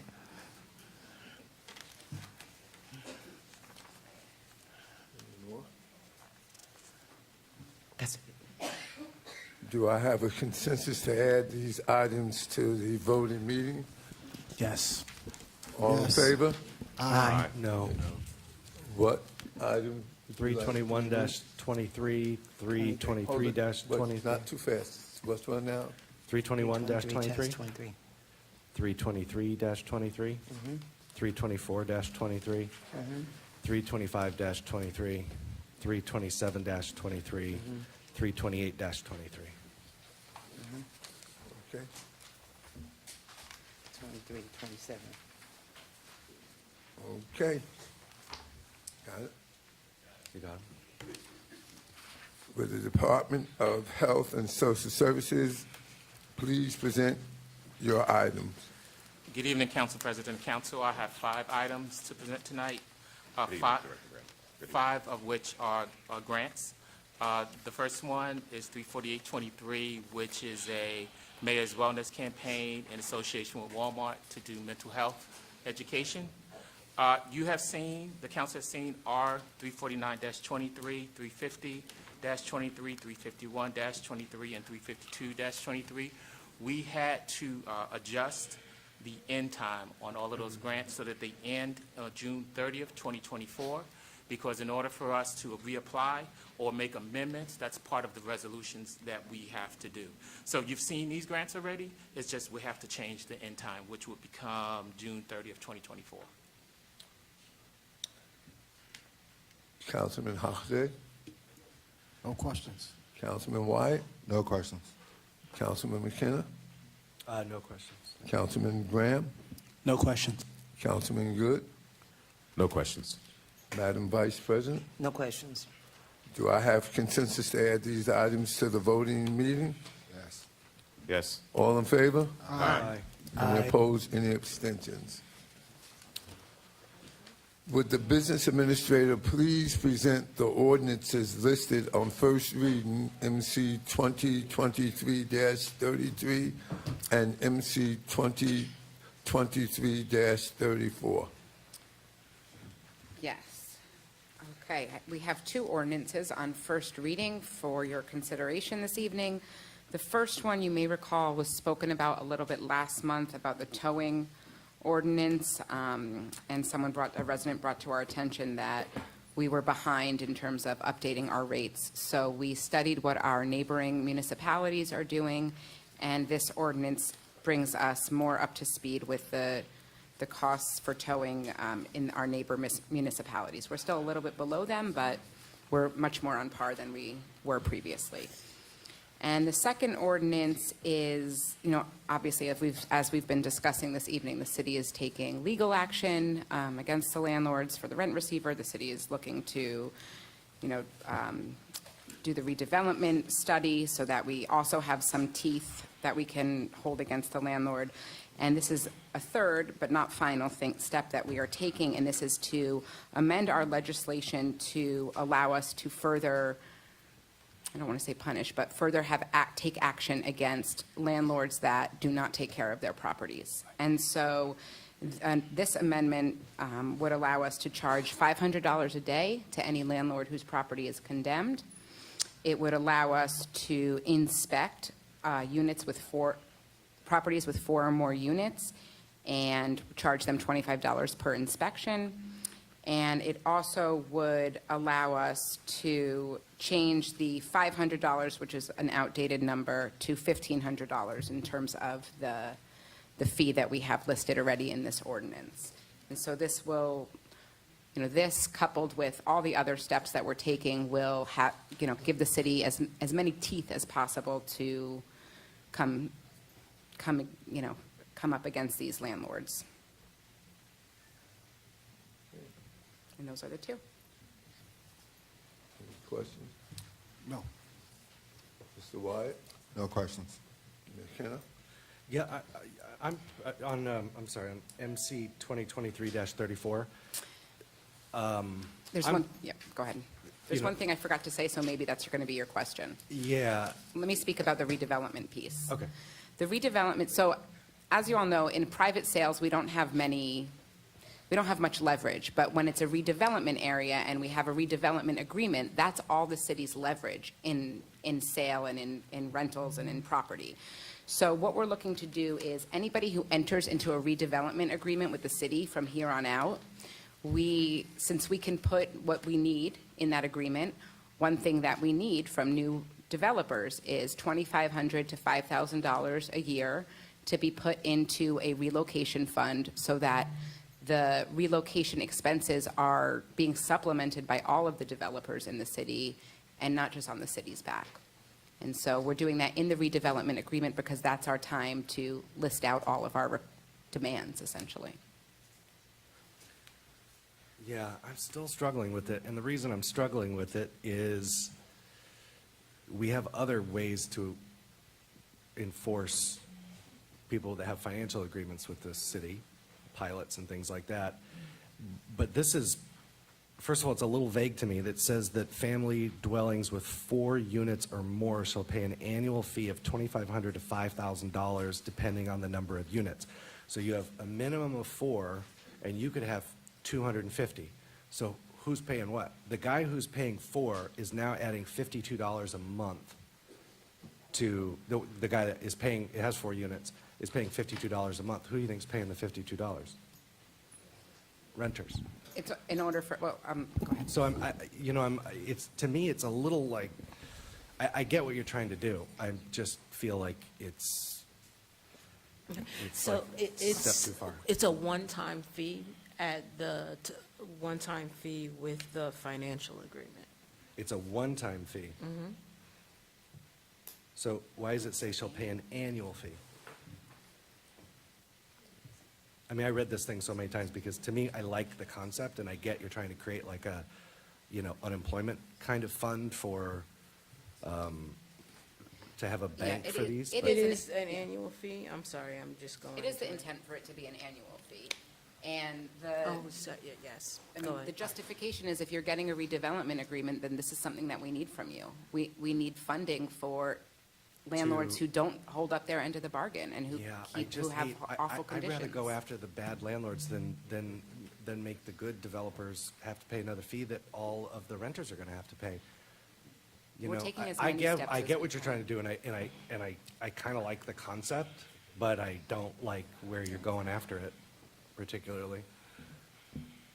It's the good developers, quote unquote, are having to pay for the not so good ones. The cities are, we're But also then having to pay for the Yeah, but we non-good can put a lien on the developers. property, and then when the property is sold, we get the money back. But you know? that's in the future, and, we don't budget for that today. I think So that's the why we city's have also paying states. for the bad developers. I get what you're trying to do. I'm just not in love with the concept. Just to be clear, oh, no, okay.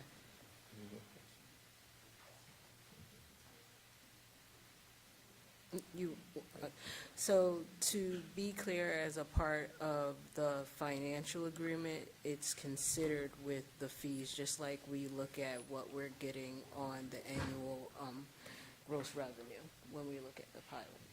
So it's all going to be weighed out. Well, during the sure, but financial then you're also, we ask them to donate 100, laptops to the school or provide $15,000 for concerts. So, we start taking money out of that too, or we start, overdoing some of that. I like the idea. I just don't know if it's like fleshed out. Right? Any further questions?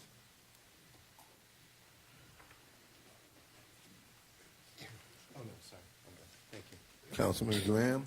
Yeah, with respect to the towing ordinance, is this a fee schedule that all the towing companies have to go by? Can they charge over and above what's on this fee schedule? No, they can't charge more than what's on the, no. Okay, now, does this pertain to vehicles that are towed off of private property?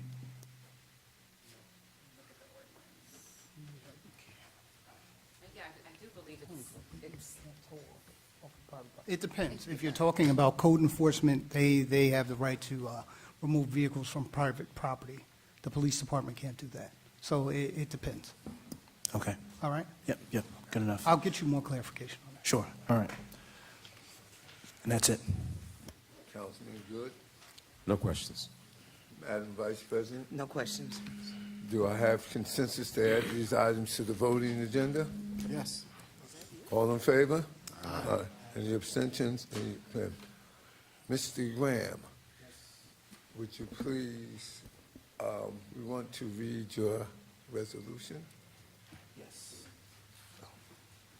Could you please? I'll go up to the mic in a second. The young lady that you saw sitting in the second row over there with her children, she had to leave. I believe she's coming back so that I can present her with this resolution. But until she gets here, I think she's coming in. If she's not here, Sir, she's going to be walking in, and by the time I'm done, she'll be walking in the door, if that's okay with you. Mr. Council President, please and thank you. So, yes, so as I was riding through my ward, the first ward, can I not? Or- She's coming. sorry, may I have a motion for a 5-minute recess? Moved. Can I get a second? And then we can, at the recess, we can do the No. resolution? I Okay. wouldn't have said no. All in favor? Aye. 5-minute recess?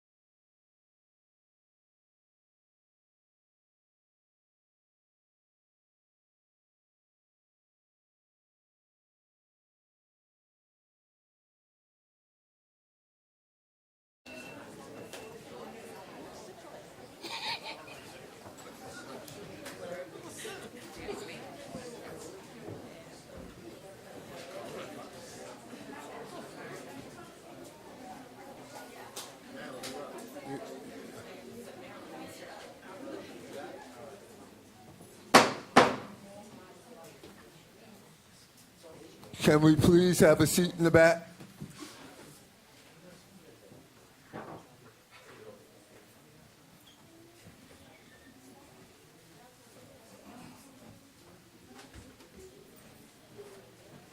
Motion to return to meeting.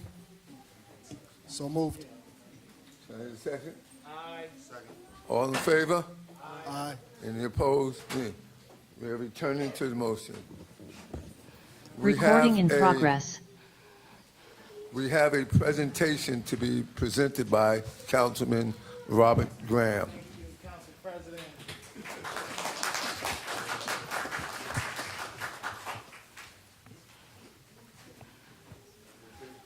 Universal. I think I did it. Yep. Thank you, Council President. Come on up. This beautiful family right here, I was riding in my ward and I saw them cleaning up garbage and I asked them what they were doing and someone had dumped garbage right at the corner of their home, our community, and they were cleaning it up with no gloves. The mom, there was a creek. The mom was in the water in the creek. So if any one of you are connected to me on Facebook, you will see the video of this family in action. And I had to recognize them. And this young lady here, Sophie, is my translator. I communicated everything with her mom through my translator, Sophie. So she is a great translator. So we have a job for you at some point when you get old enough to work. You can be a translator for the city of Plainfield. So I have this resolution for the work that you've done. You're going to translate, right, to your mom. Pressure. All right. So whereas on August 24th, 2023, Karen Minoz, a dedicated Plainfield resident for almost a decade, I'm going to slow down so you can translate. All right. For almost a decade, embarked on a remarkable community initiative. With the assistance of her 3 children, they became shining examples of community spirit by spearheading a cleanup effort along Colonial Place and St. Nicholas Boulevard. And whereas Ms. Minoz was driven by a strong desire for her children to embrace the true splendor and charm of Plainfield, a beauty that had remained concealed beneath a veil of illegal dumping along her neighborhood. And whereas Ms. Minoz was raised with the profound belief that cleanliness was the cornerstone of success, unable to bear witness to her children playing amidst squalor, she was moved by an undeniable urge to take action. She wanted her kids to not only experience the benefits of a clean environment, but also carry forward this valuable practice into their future families, passing down the legacy of cleanliness and its significance. And whereas, despite their lack of proper cleaning equipment, Ms. Minoz and her children were unwavering in their determination that they went to extraordinary lengths, even resorting to using their bare hands to meticulously pick up the filth and restore cleanliness to a section of our Queen City. Therefore, be it resolved that the City of Plainfield wholeheartedly celebrates Karen Minoz and her children and for their astounding devotion to our community and acknowledges their unwavering commitment to enhance the beauty of our beloved Queen City. Be it further resolved, we extend our heartfelt wishes to Ms. Minoz and her family for abundant blessings in all their future endeavors, their outstanding efforts. We have brought great pride and honor to the City of Plainfield. Please give this family a big round of applause.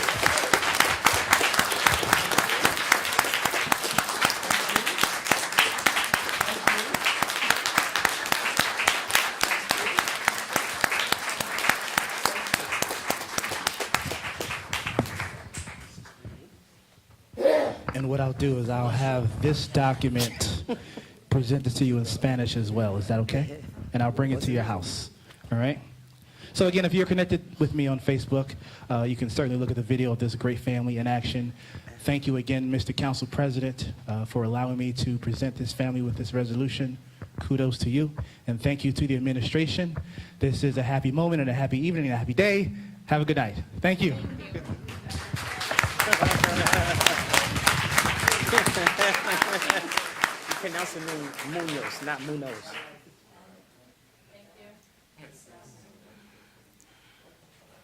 Thank you.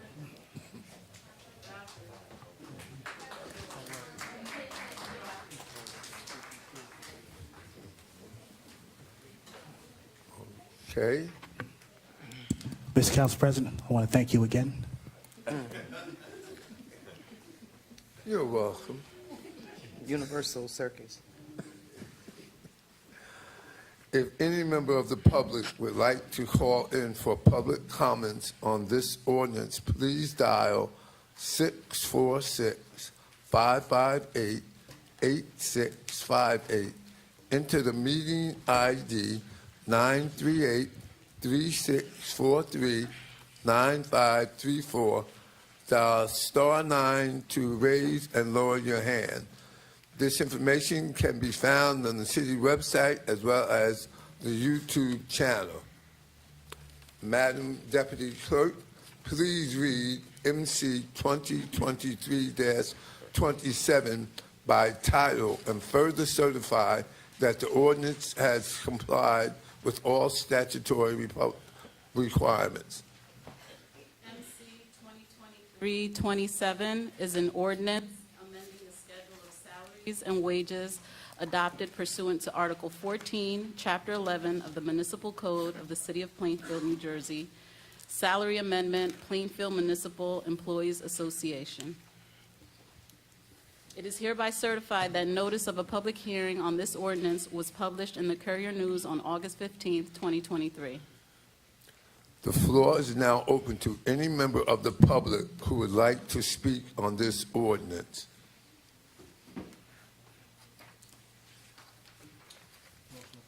Seeing none, is there anyone on the virtual? There is one person virtual. Please let them speak.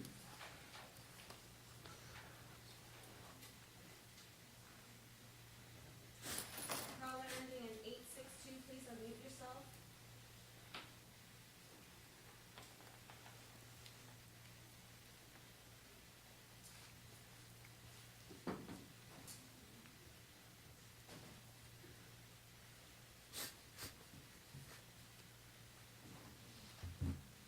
Hello. I didn't want to make a comment regarding this resolution. I meant to comment in the open public comment section at the end. Sorry about that. Okay. May I have a motion to close the public hearing on this ordinance? Moved. Second. All in favor? Aye. Aye. Any opposing, abstention? May I have a motion to adopt this ordinance on second reading and final passage? And if adopted, the ordinance shall be published as required by law. Moved. Second. Mr. Clerk, Madam Clerk, may I have a roll call? Council members Graham. Yes. Good. Yes. Hockaday. Yes. McKenna. Yes. Wyatt. Yes. Vice President Briggs Jones. Yes. Council President McCray. Yes. That is unanimous. This ordinance has been adopted with second reading and final passage. Madam Deputy Clerk, please read MC 2023-28 by title and further certify that the ordinance has complied with all statutory publication requirements. MC 2023-28 is an ordinance of the City of Plainfield, County of Union, State of New Jersey, amending Chapter 2, Administration, by creating a new city department, Article 16, Department of Sewer and Solid Waste, and amending Chapter 3, Agencies, Boards, Commissions, and Committees, by deleting Article 32, Sewer Utility. It is hereby certified that notice of a public hearing on this ordinance was published in the Courier News on August 15, 2023. The floor is now open to any member of the public who would like to speak on this ordinance.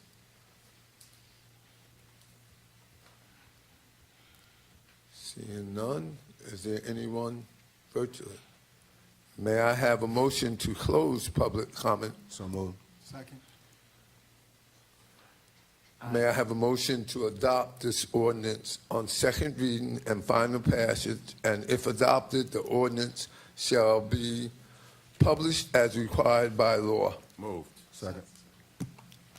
Mr. Clerk, may I have a roll call, please? Council members Graham. Yes. Good. Yes. Hockaday. Yes. McKenna. Yes. Wyatt. Yes. Vice President Briggs Jones. Yes. Council President McCray. Yes. That is unanimous. MC 2023-28 has been adopted on second reading and final passage.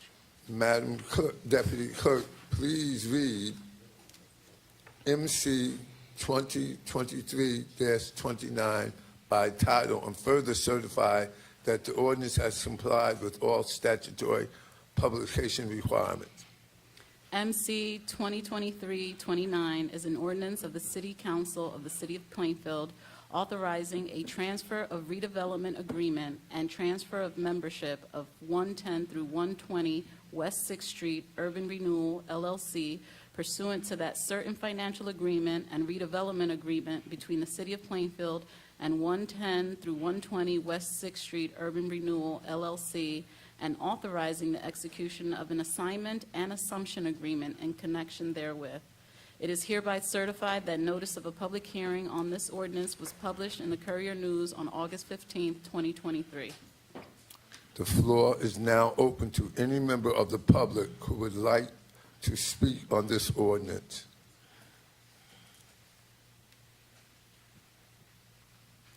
Is there anyone virtually? May I have a motion to close the public hearing on this ordinance? Move. Second.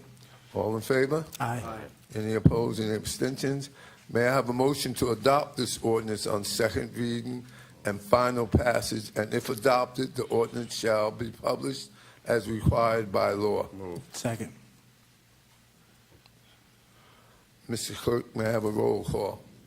Roll call on MC 2023-29. Council members Graham? Yes. Good. Yes. Hockaday? Yes. McKenna? No. Wyatt? No. Vice President Briggs Jones?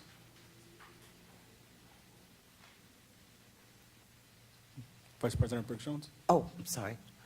No. Council President McCray? Yes. 4 in favor, 3 opposed. Ordinance has been adopted on second reading and final passage.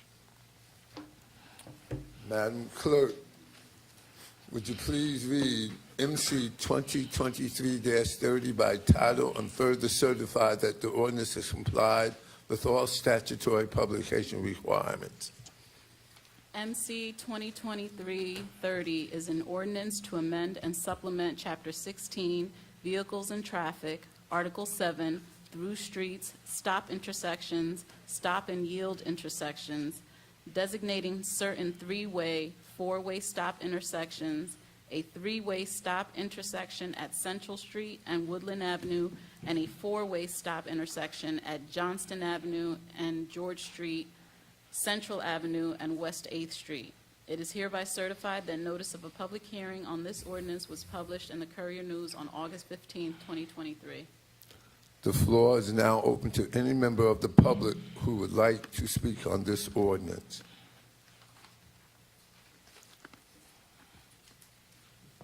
Is there any virtual?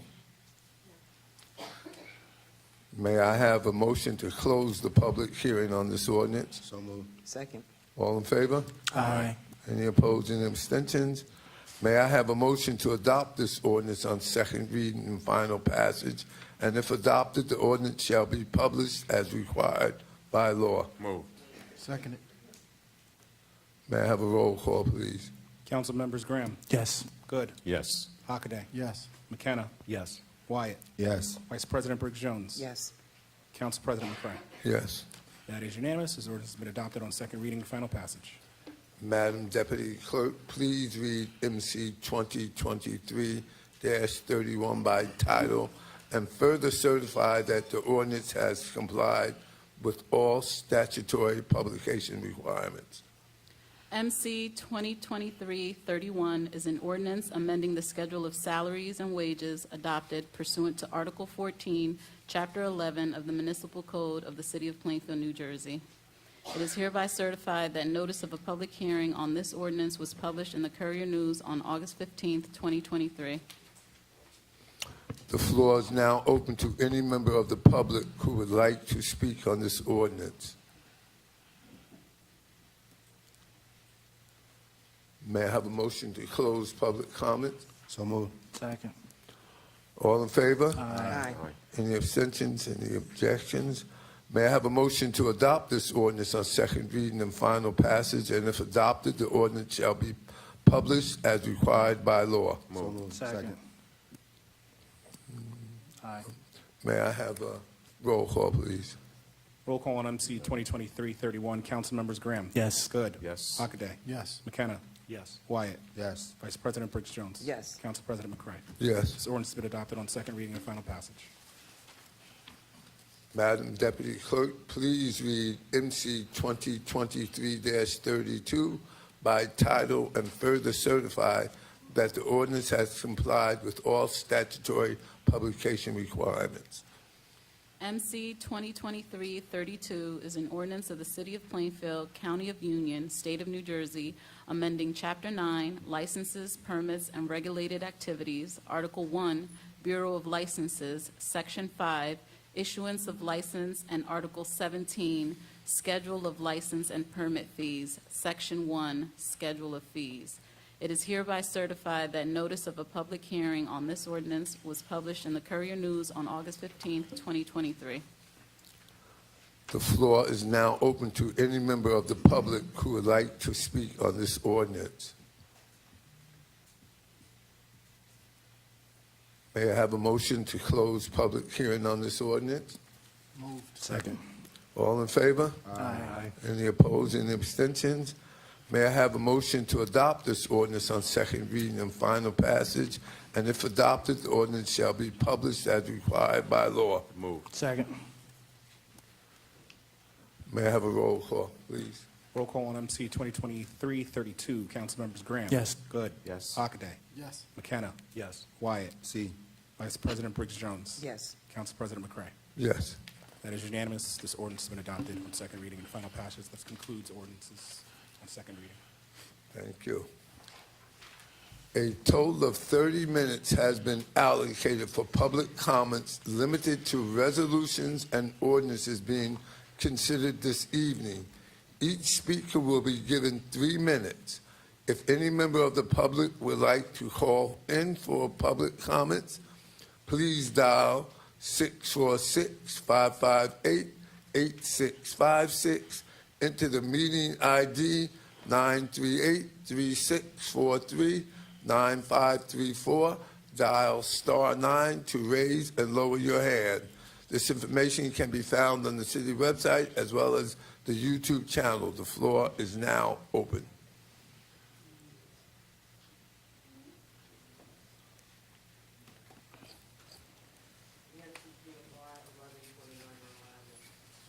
I have to ask a couple questions.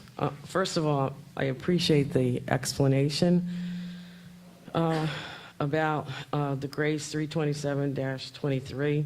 I do hope that the family members were notified if the remains were removed.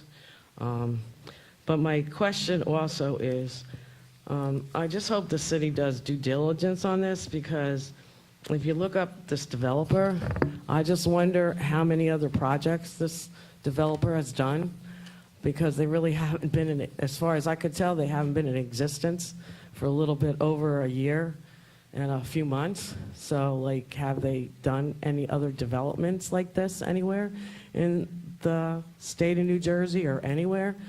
Because when you look up the LLC, they've only been, since 2022. So that's also another concern of mine. Thank you.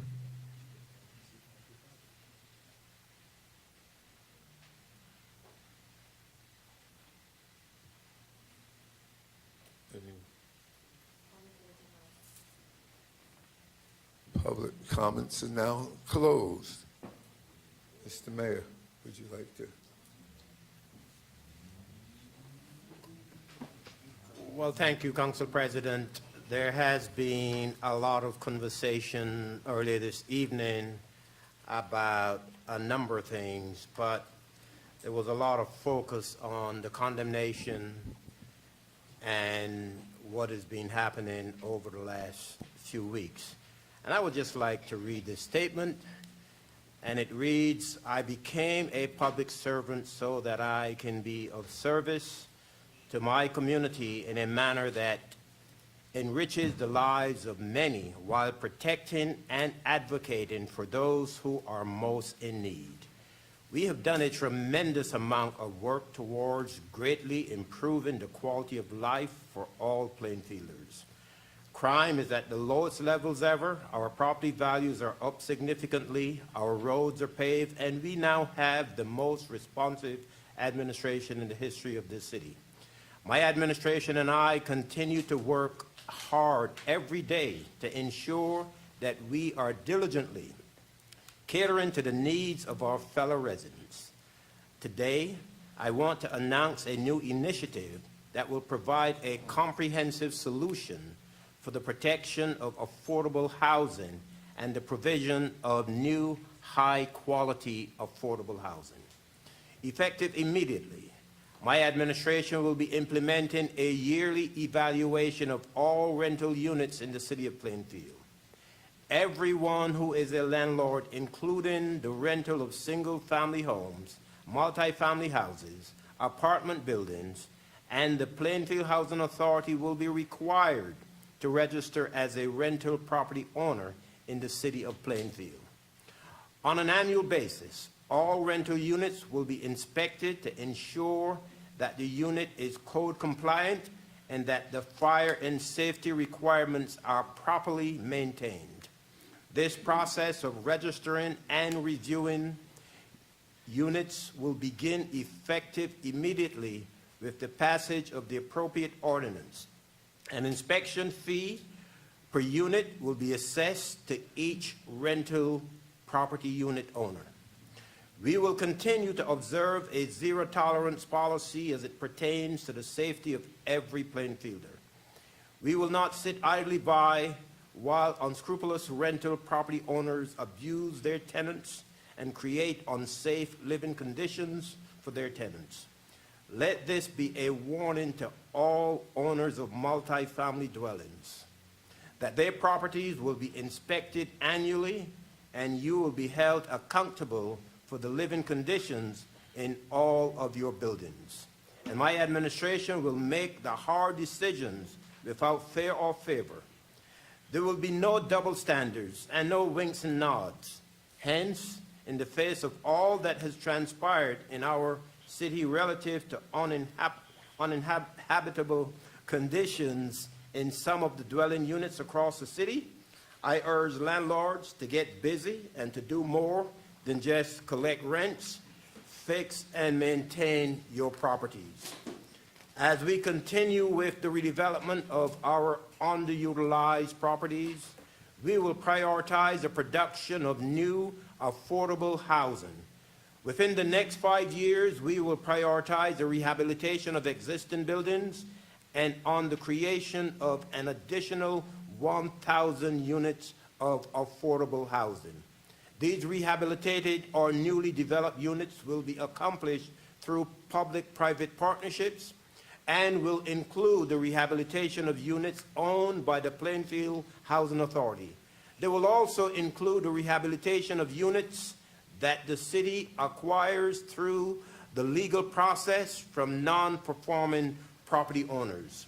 The dream of home ownership for many renters has been extremely elusive. My administration will prioritize the development of newly constructed affordable home ownership units. We will use the city's redevelopment planning process and state agencies to make possible the production of new construction of affordable housing over the next 5 years. As your mayor, I have placed your safety and well-being as the most important priority. I will not stand idly by while our most at-risk residents are being abused by greedy and selfish landlords who believe they can continue to have our residents residing in deplorable housing that our residents are using their hard-earned money to pay for. I have no interest in playing politics by turning a blind eye to these conditions, as many have done before and continue to do even now. The politicians who seek to exploit the recently displaced tenants from the condemned buildings will be weighed in the balance and found wanting. We cannot claim on the one hand to care for and to love our brothers and sisters, yet, on the other hand, be fighting to have them return to unsanitary, unsafe, and unhealthy living conditions not suitable for human beings. I will continue to provide effective leadership with empathy for those who are undocumented and those who are the most vulnerable in our city. It is in the best interest of all Plainfielders that we rid our city of landlords who are abusive to our fellow residents.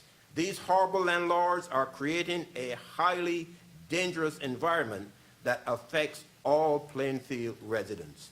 We do not need song bites and opportunities and opportunists who are only interested in using the unfortunate plight of many of our fellow residents as an opportunity to score cheap political points. I will not cower to those who chose to show up at my home instead of at the home of the unscrupulous landlord who took and continues to take advantage of some of our residents. I will remain focused on providing leadership and solutions that will make our city a better place for all of our residents. We are going to make Plainfield a place where there is truly a tenant bill of rights that protects those who are most vulnerable.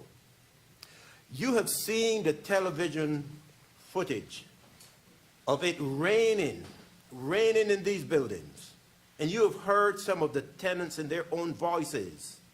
Yet some of you are criticizing us for rescuing people from the deplorable conditions under which they were forced to live.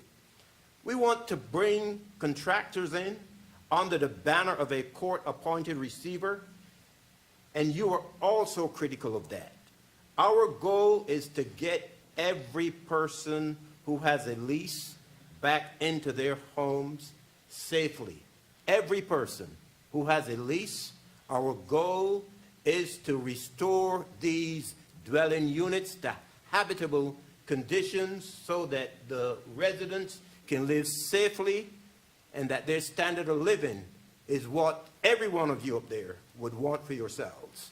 And I will not rest until we do the right thing and that these housing units are restored to livable conditions. It may take longer than one would want it to take, but we need to do it right. And we will not do anything that endangers the lives of adults and kids in particular. And so there is pain right now that the affected tenants are feeling, and we feel that pain too. But at the end of the day, we're going to make sure that you, the affected tenants, are returned to your homes. Everyone that has a lease will be returned to his or her home here in the city of Plainfield if you choose to do so.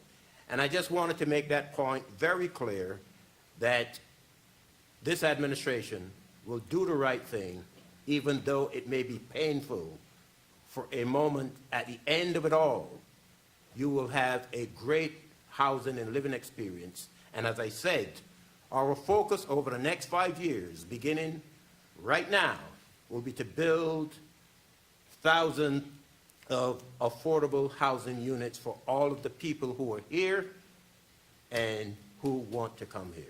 Thank you, Mr. President, and may God bless us all. Mr. Clerk, please read the announced consent agenda. Yes, Council President, the consent agenda has been identified as resolutions 303 through 308, 312 through 320, resolution 322, 326, and 329 through 352. Not on the consent agenda, 311, 321, 323, 324, 325, 327, 328. Removed from the agenda is Corporation Council's item, Resolution 30923. May I have a motion to approve the consent agenda? So moved. Second. Or may I have a roll call, please? Council members Graham. Yes. Good. Yes. Hockaday. Yes. McKenna. Yes. Wyatt. Yes. Vice President Briggs-Jones. Yes. Council President McCray. Yes. That is unanimous. The consent agenda items have been approved. Mr. Clerk, will you please read the non-consent agenda item? Resolution R 31123 is a resolution authorizing lien placement for relocation reimbursement totaling $50,017.60. May I have a roll call, please? May I have a motion to Motion. approve? Second. May I have a roll call, please? Council members Graham. Yes. Good. Yes. Hockaday. Yes. McKenna. Yes. Councilman Wyatt. Yes. Vice President Briggs Jones. Yes. Council President McCray. Yes. That is unanimous. 31123 has been approved. The next Madam Clerk? resolution is R 32123, is a resolution authorizing the approval to submit and accept a grant and the maintenance of the project and execute a grant agreement with the County of Union for the 2023 Preserve Union County Grant. May I have a motion to accept? So moved. Second. May I have a roll call, please? Council members Graham. Yes. Good. Yes. Hockaday. Yes. McKenna. No. Wyatt. Yes. Vice President Briggs Jones. Yes. Council President McCray. Yes. 5 in favor, 6 in favor, 1 opposed. Resolution passed. The next resolution is R 32323. It's a resolution authorizing the planning board to conduct an area in need of redevelopment investigation of certain properties identified in the city's tax records. May I have a motion to approve this? Motion. Second. May I have a roll call? Council members Graham. Yes. Good. Yes. Hockaday. Yes. McKenna. No. Wyatt. No. Vice President Briggs Jones. No. Council President McCray. Yes. 4 in favor, 3 opposed, 32323 has been approved. Resolution 32523 is a resolution authorizing the planning board to conduct an area in need of redevelopment investigation of certain properties identified in the city's tax records. May I have a motion to approve this? Moved. Second. May I have a roll call, please? Council members Graham. Yes. Good. Yes. Hockaday. Yes. McKenna. No. Wyatt. No. Vice President Briggs Jones. No. Council President McCray. Yes. 4 in favor, 3 opposed.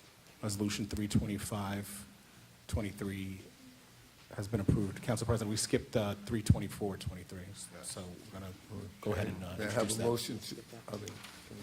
Yeah. R 32423, resolution authorizing the planning board to conduct an area in need of redevelopment investigation of certain properties identified in the city's tax records. Motion. And a Yes, second. May I have a roll call, please? Council members Graham. Yes. Good. Yes. Hockaday. Yes. McKenna. No. Wyatt. No. Vice President Briggs Jones. No. Council President McCray. Yes. 4 in favor, 3 opposed. Resolution 32423 has been approved. The next resolution is R 32723. It's a resolution designating LE Development at Plainfield LLC as the redeveloper for the redevelopment of certain properties identified on the tax maps of the city of Plainfield. Motion. Second. May I have a roll call, please? Council members Graham. Yes. Good. Yes. Hockaday. Yes. McKenna. No. Wyatt. No. Vice President Briggs Jones. No. Council President McCray. Yes. It's 4 in favor, 3 opposed. Resolution's been approved. The last resolution is R 32823. It's a resolution designating Rodney Velez as the redeveloper for the redevelopment of certain properties subject to minor subdivision applications. May I have a motion? Motion. Second. May I have a roll call? Council members Graham. Yes. Good. Yes. Hockaday. Yes. McKenna. No. Wyatt. No. Vice President Briggs Jones. No. Council President McCray. Yes. 4 in favor, 3 opposed. Resolution's been approved. That concludes resolutions.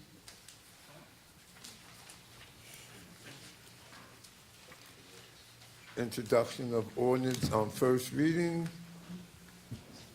Madam Deputy Clerk, will you please read MC 2023-33 by title? MC 2023-33 is an ordinance amending and supplementing Chapter 9, Licenses, Permits, and Regulated Activities, Article 16A, Police Requested Non-Preferential Rotational Towing and Storage and Vehicles, Section 16, Rates for the City Code for the City of Plainfield. I will now entertain a motion to adopt this ordinance on first reading.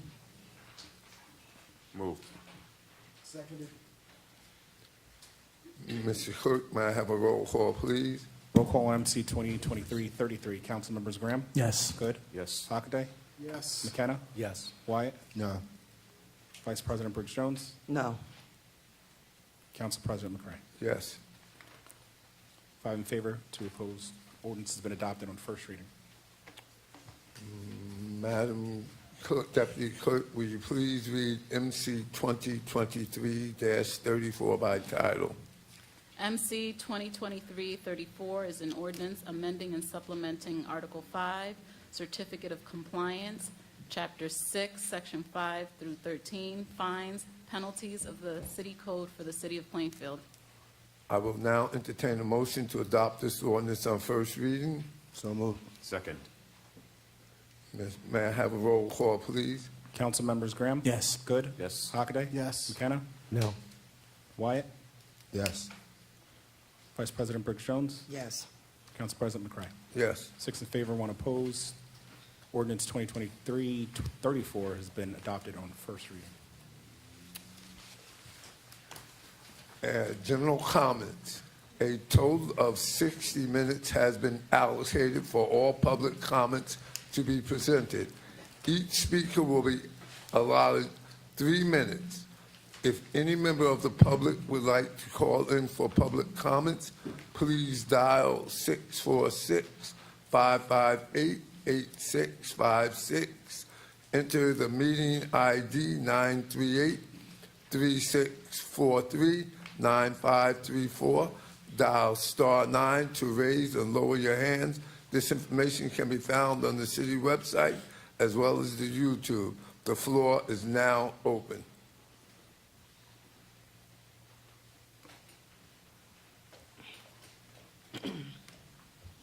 Hello again, Laura Miranda Brown, 1345 Highland Avenue. I wanted to come up and say thank you to the Parks and Recreation Department. I have 3 children under the age of 6, and we used the pools, and it was a wonderful summer. The kids had a great time. The staff was excellent. The Parks and Recs Department was beyond helpful. And then in August, we even got to participate in the swim classes for early swimmers, which were also excellent and full of kids all learning to swim. So I was really grateful to see that. So thank you to the council and thank you to the department for doing that. The second thing I wanted to say thank you for was the stop sign, the 3-way stop that has just gone in at the corner of Woodland and Central. My kids are now attending the new Booker School. It is beautiful. We really needed a stop sign there with 700 kids coming in and out of that building. And so the second thing about that street is I am hoping you all can help us get some crossing guards. There are 3 painted crosswalks, one at the corner of Central and Woodland, one at the corner of Central and Russell Place, and another at 7th Street and Central. The number of cars that are parked on Central make it very difficult to see when you are crossing from the Watchung Avenue side of the street coming at Central. You cannot see the cars coming up Central. I've witnessed 2 fender benders on day 1 and day 2. And I'm hoping that we can get some crossing guards, because as we lose the daylight, children start appearing there at 7:30 in the morning, it will become more and more dangerous. And I know we are a city that really wants to have kids walking and biking, and having some additional crossing guards or any crossing guards there would be a huge help. Thank you very much for your consideration.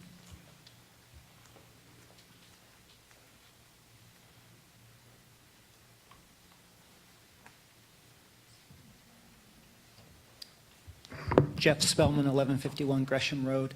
Just wanted to point to your attention on the city website where there's the notice for tonight's meeting and QR codes and YouTube links. Those links are incorrect. The English QR code is pointing to the July meeting. The Spanish link is going to the June meeting. The more information link goes to the July meeting. I would hope that a stronger process could be put in place that's absolutely verifying all these links and notices. I'm also made aware, this is people were texting me during the meeting. I'm also made aware that last month there was a typo in a dial-in number that was posted on one of the screens, and some people were not able to comment last meeting. So I would just say with public notice, it's so important that independent people are checking every one of these because these meetings are important. Thank you.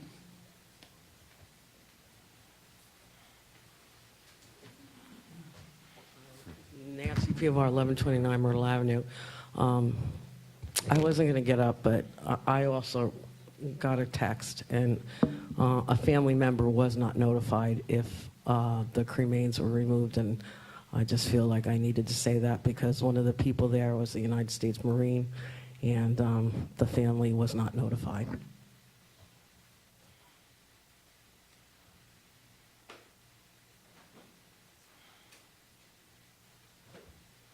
Joshua Muhammad, owner of a business on Front Street, Plainfield.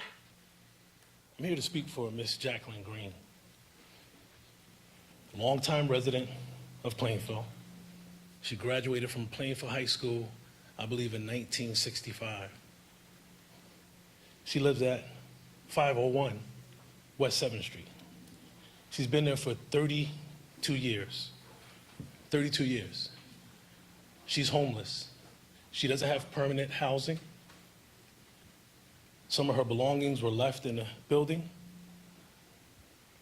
She's working, and she has property inside the resident that she needs for work. She sent emails. She was instructed to go to the PPAC and to see if she can get access to her property. She did that. That was over a month ago. She has not received any help. She hasn't received any word on when she's going to get her security deposit back, if at all. She paid rent right before she was evicted. She's so frustrated that she doesn't even want to come down here or to those facilities to get help. So she's thinking about leaving the city after being here all of her life. She just told me she's moving out. She's so frustrated with the way this is being handled.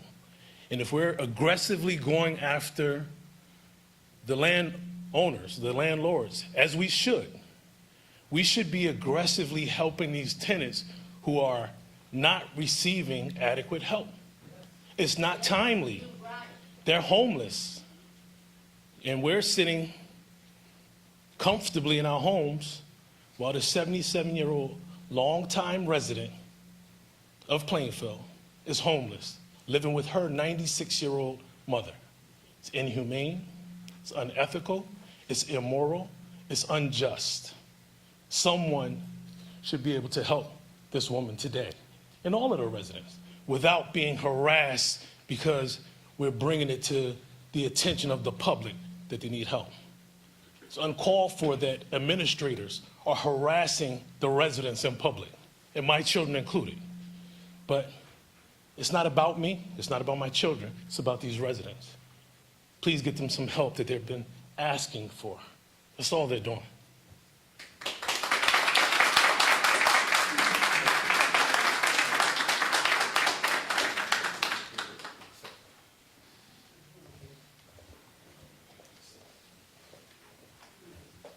Buenas noches, mi nombre es Sonia, yo vivo en la 128 de la West Octava, 128 West 8th Street.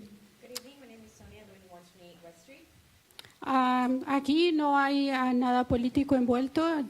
Yo soy el contacto directo con los afectados Arlington, Kensington y Stephanie de la 501. Here's not anything political. I'm a direct contact with the resident of Kensington. Arlington and Stephanie from 501. Nadie me contactó, nadie me está usando para motivos políticos, como dice el mayor.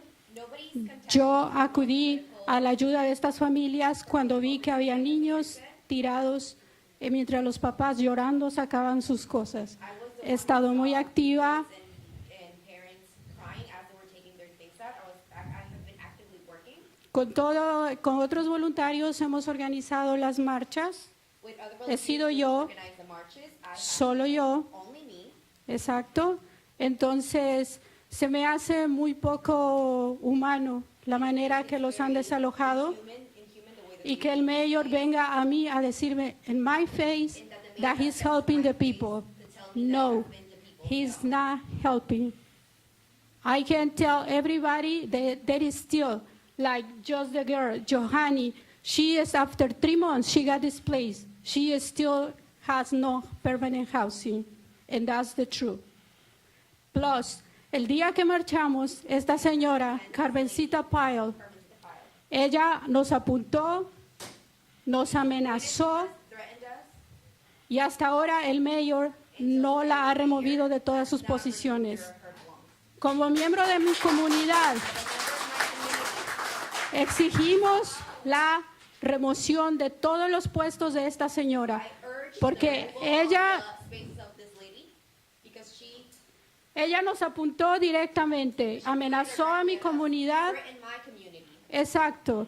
Además, I'm going to read this in English because that's very important, the people to understand. We also standing together as a community to call for Carmencita Pyle to be removed from all city-affiliated position. No, this has not happened yet. A statement from Mayor Mapp is not enough. We need action. Her words were not only insensitive or careless, as he called them. They were racist with the intention to create fear in our community that now makes up more than half of the population of the city he represents. It's a shameful act of cowardice not to call it what it was. Plainfield, let's stand together as a community, willing to march for our values and for our city. No justice, no peace. Thank you.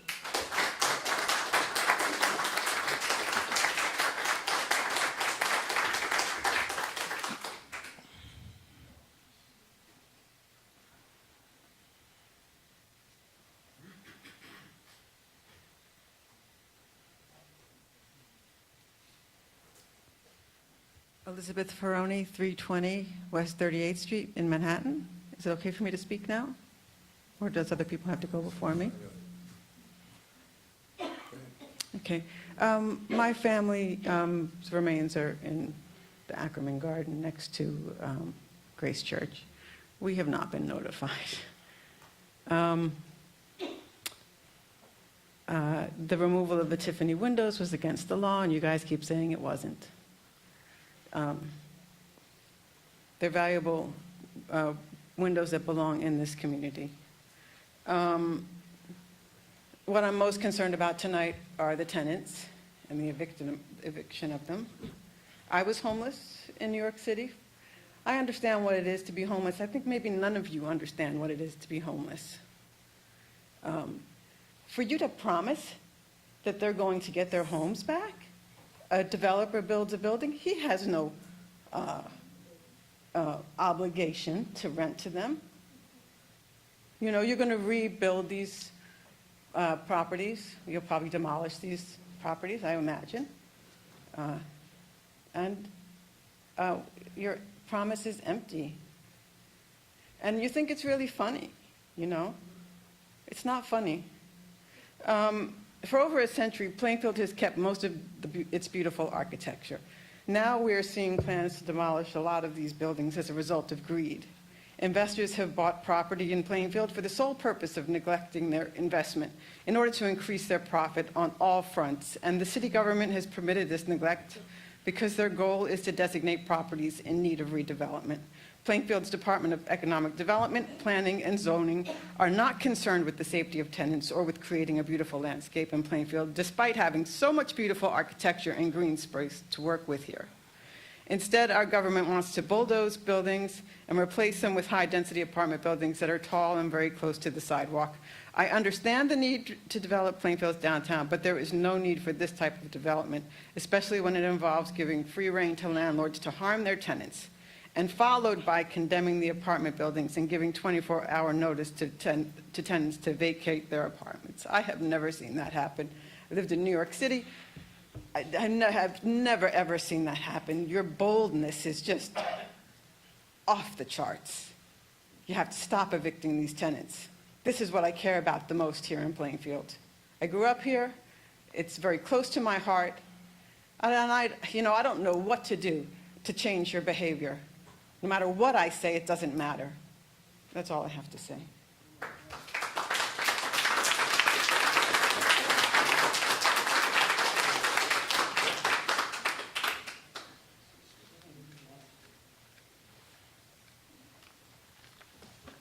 Cynthia Smith, 1038 Central Avenue, Plainfield. Something just propelled me to come up here today because I wasn't going to come up here today. But after listening to the speech that was given by the Mayor, Adrian O'Mac, when he was talking about the new program, it's, the one that I was speaking about the last time I was here last month. It's something that I wrote back when I was in inspections. But that's very aggressive to be able to say that you're going to do that inspection every year. Because when we did it before, it was every 3 years that it was written for. The then Mayor, Al McWilliams, called for it to be every year. And what happened was the real estate community came out in droves to get rid of it, and it was repealed. So it's not something new. It's something old that you're just dusting off. But I hope you're going to make sure you have adequate staff and that they have all the supplies that they need. Because God rest Audrey Count's soul, she didn't have any help when she was in that office. And all of the middle management was taken out. So I hope you're not going to continue to water down the code enforcement office as you aggressively approach this new endeavor. Thank you.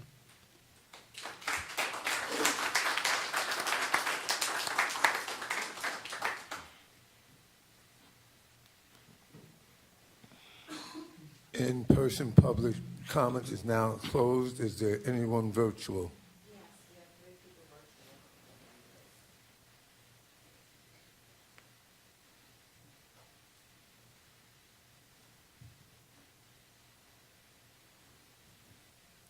Caller ending in 862, please unmute yourself.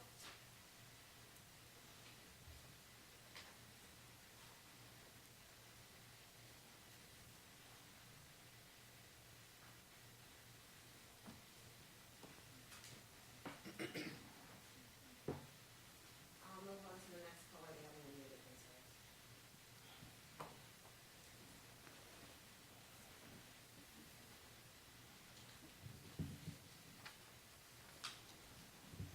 Good evening.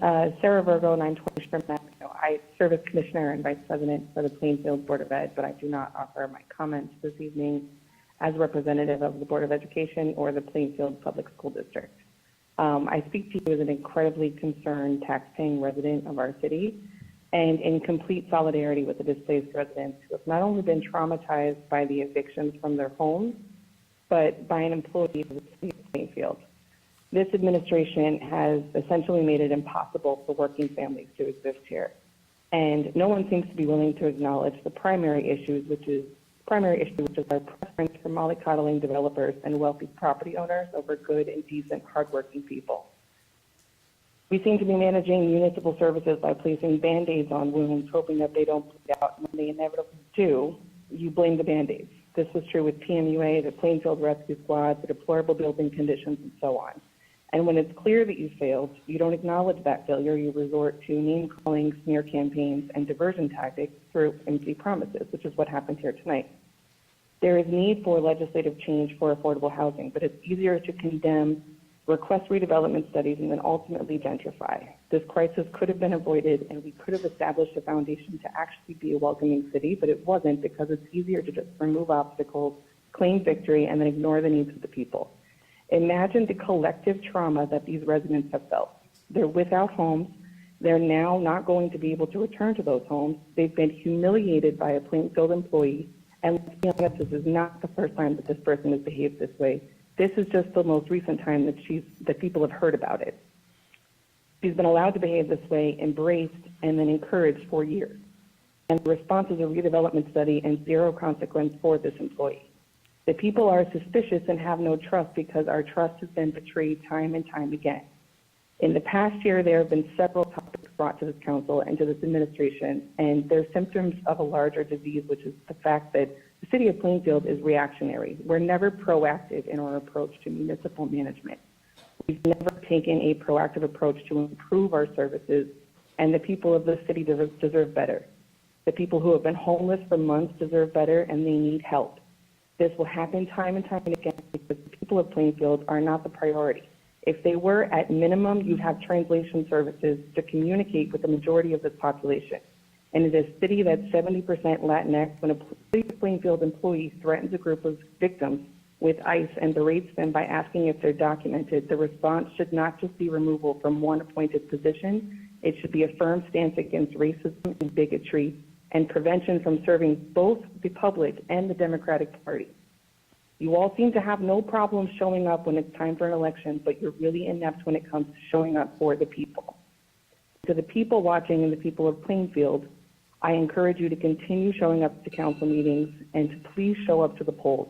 These Your time decisions is that are up. made in this room.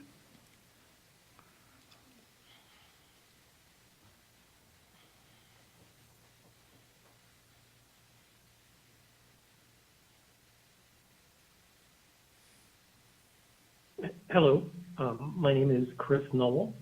I live at 2100 Linwood Avenue in Fort Lee, New Jersey. I'm a volunteer with Food and Water Watch. I'd like to speak about the proposed CPV methane gas plant in Woodbridge.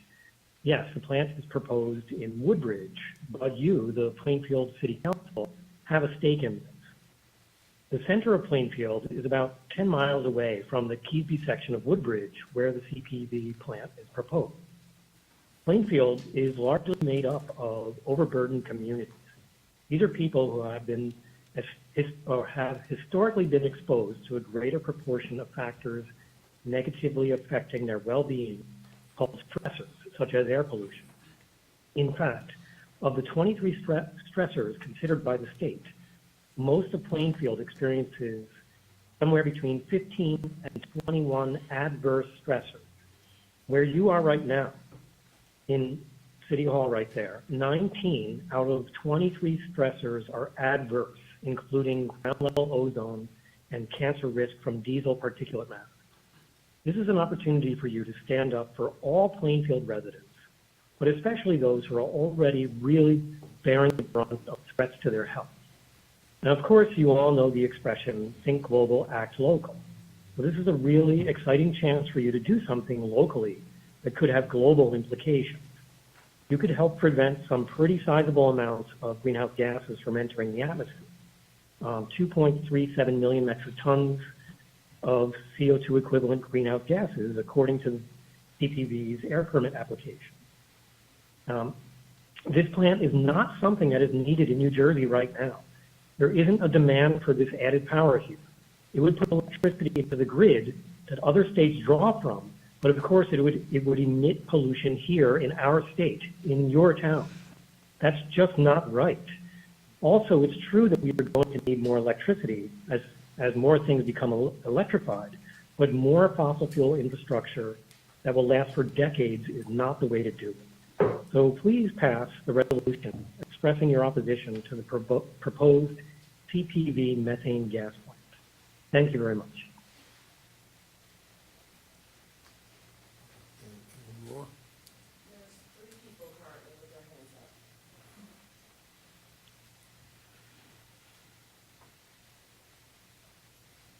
Hi, my name is Holly Altio. I'm from Edison, New Jersey, and a member of Grace Church. Maybe, I don't know. Things are changing there. The mayor is responsible for making sure inspectors are in those homes every year, regardless of who lives there and what their documentation status is. Every year, inspectors are in my unit here in Edison because the city cares about every resident and every structure under their jurisdiction.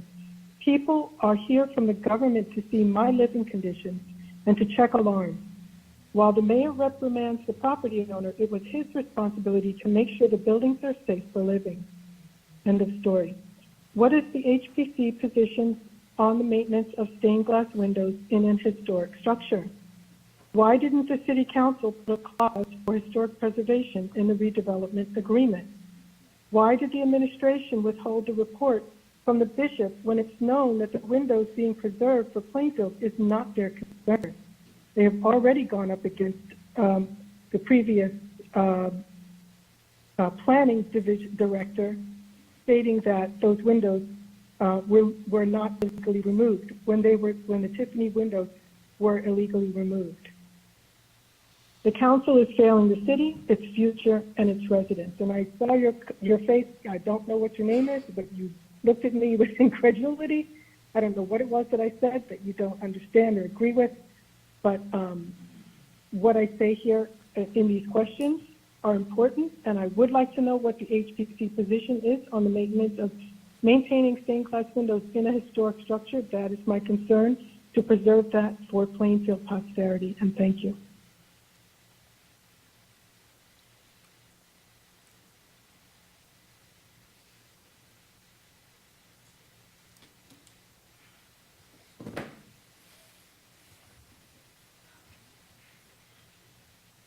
Good evening.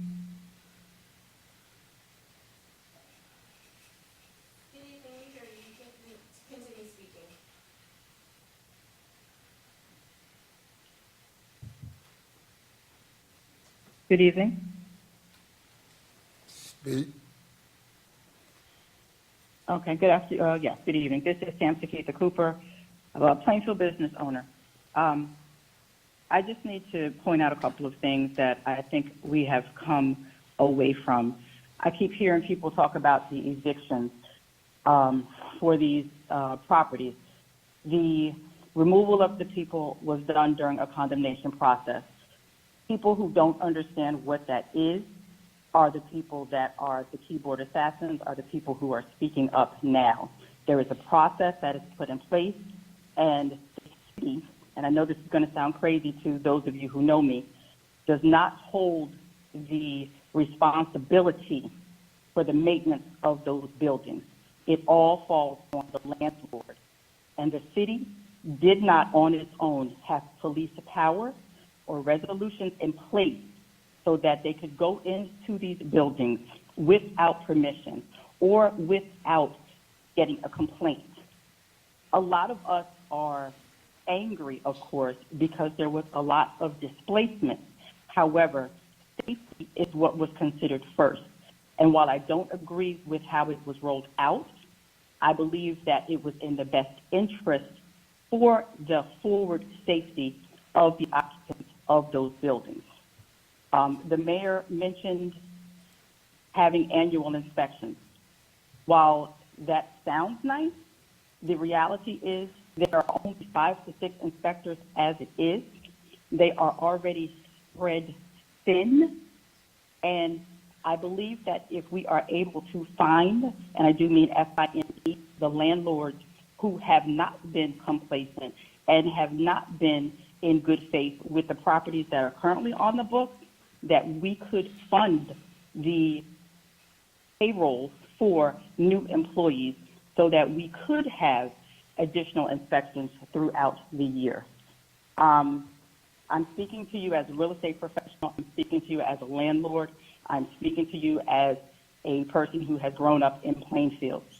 If more of us could come together in a positive way and provide positive feedback, I believe that we could move Plainfield forward. That is the goal. But it's unfortunate and it's hard for me to continue to listen to people complain and give negative feedback about the fact that they believe that it was the city that caused all of the damages and all of the bad living conditions in those properties. Condemnations are done every single day. The only reason why this is getting the public notice is because Your time the is up. magnitude.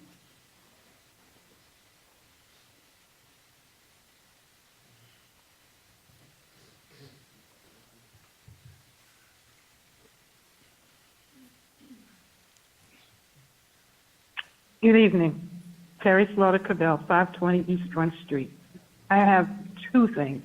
I can no longer walk and use a mobility scooter. I cannot tell you what it's like to ride down the sidewalk on the mobility scooter. We have the worst sidewalks, I believe, in the country. It's like riding on one of the old-fashioned wooden roller coasters, and you're going swerving like you've been drinking because you're trying to miss cracks in the holes and dents in the sidewalks. I ride in the street when I can because it is closer, but you know Plainfield drivers, so I don't do that very often. Something needs to be done. When I was growing up in Plainfield, the inspectors would make you repair or replace your sidewalk. And I'm going back to when we had the slate sidewalks. They would make you do it. So I just like some help with that. And by the way, the courthouse, it's not ADA accessible. That's a violation. The mayor spoke on building affordable housing. I would like for him to add senior citizen housing as well. Because when I applied for my apartment in Richmond Towers, I was number 187 on the waiting list. The other two senior buildings, Plainfield Avenue, 7th Street, and Park Avenue, they have over 100 people on their waiting list. Seniors, I've been here all my life. Why is it so hard for me to find someplace for a senior citizen who has dedicated herself to the city, has been here 72 years, to find some place to live? So I'd like for him to add senior housing into his list of the buildings that he wants to build. Also, you talk about the landlords being responsible. Plainfield is the landlord for the senior citizen buildings. We need some inspections in here. I've written a letter to HUD because of the way these buildings are run, the repairs that get done, the repairs that don't get done. When I moved in here, my emergency pool cord was hanging out of the bathroom wall. It took 2.5 months to come in here and fix that. We also have an issue with security guards. I fell on a Sunday evening. I had to call 911. They could not get in the building because we don't have anybody on the doors 24/7. Then they couldn't get in my apartment because the pool cord in the bathroom didn't work. The EMT took a credit card and slipped the lock on my apartment door so that they could get in and take care of me. That is totally out of line. We should not have to live like this. I can't use my balcony because of the pigeons and the pigeon poop. I have pictures. I had a nest with 2 eggs on my balcony.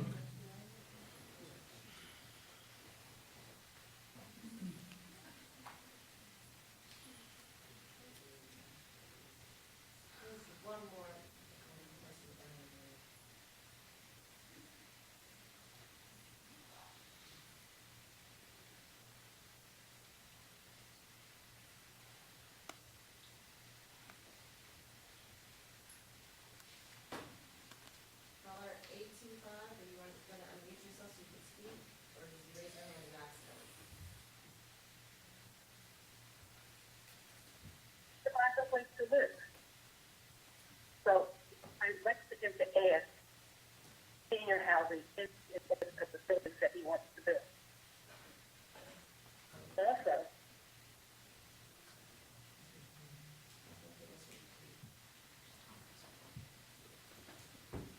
Public comments is now closed. May I have a motion to adjourn? Second. Council President, if I may, can I ask one quick question? Really quick. Okay, for the sake of transparency, so I know that the Quality Task Force did do an inspection on 515 West 7th Street, and if we are implementing this aggressive program, what's the plan in place for that building? Because I'm assuming that it was in the same condition as 501.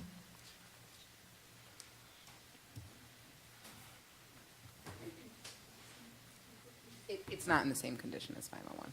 So it's in good condition? I wouldn't say it's in good condition, but it's not at the place where it needs to be condemned right now. Okay, all right, thank you. Just a quick question. Going back, I want to revisit back to this towing situation and how we're going to come up with these fees. She was saying that she looked at the costs around all the towns and everyone else. What is, and someone can answer this later on, what is the law or what is the situation when you have other people come from other towns and they put a price on, ridiculous prices on people towing cars and trucks and everything? They put their own price on towing. What's the situation? How does that work? How does someone come from another county and come into Plainfield and just tow cars and just put a price on things? I just want to know how that works. And you don't have to answer that now if you don't want to, or you can answer I it. can. It's Okay. it's a really quick answer. Okay. A lot of people, if they own private property, they hire tow companies to tow vehicles off of their lots. The police department or the city really can't do nothing about it. It's private property. Mhm. So they enter an agreement with a tow company, and the tow company charges an exorbitant fee. Then that's what they're locked into. And the city really has no recourse in regards to that because it's a private tow company and it's private property and they have their own separate agreement. Mhm. Okay, and what about if it's on the street? Say if it's on the street, then what happens? If it's on the street, it's a different story. Okay. I'll talk to you offline. Yeah, all right, because some people are really ridiculous with their prices. All in favor? Aye. Any opposed? Meeting is now adjourned. Thank you, Council President.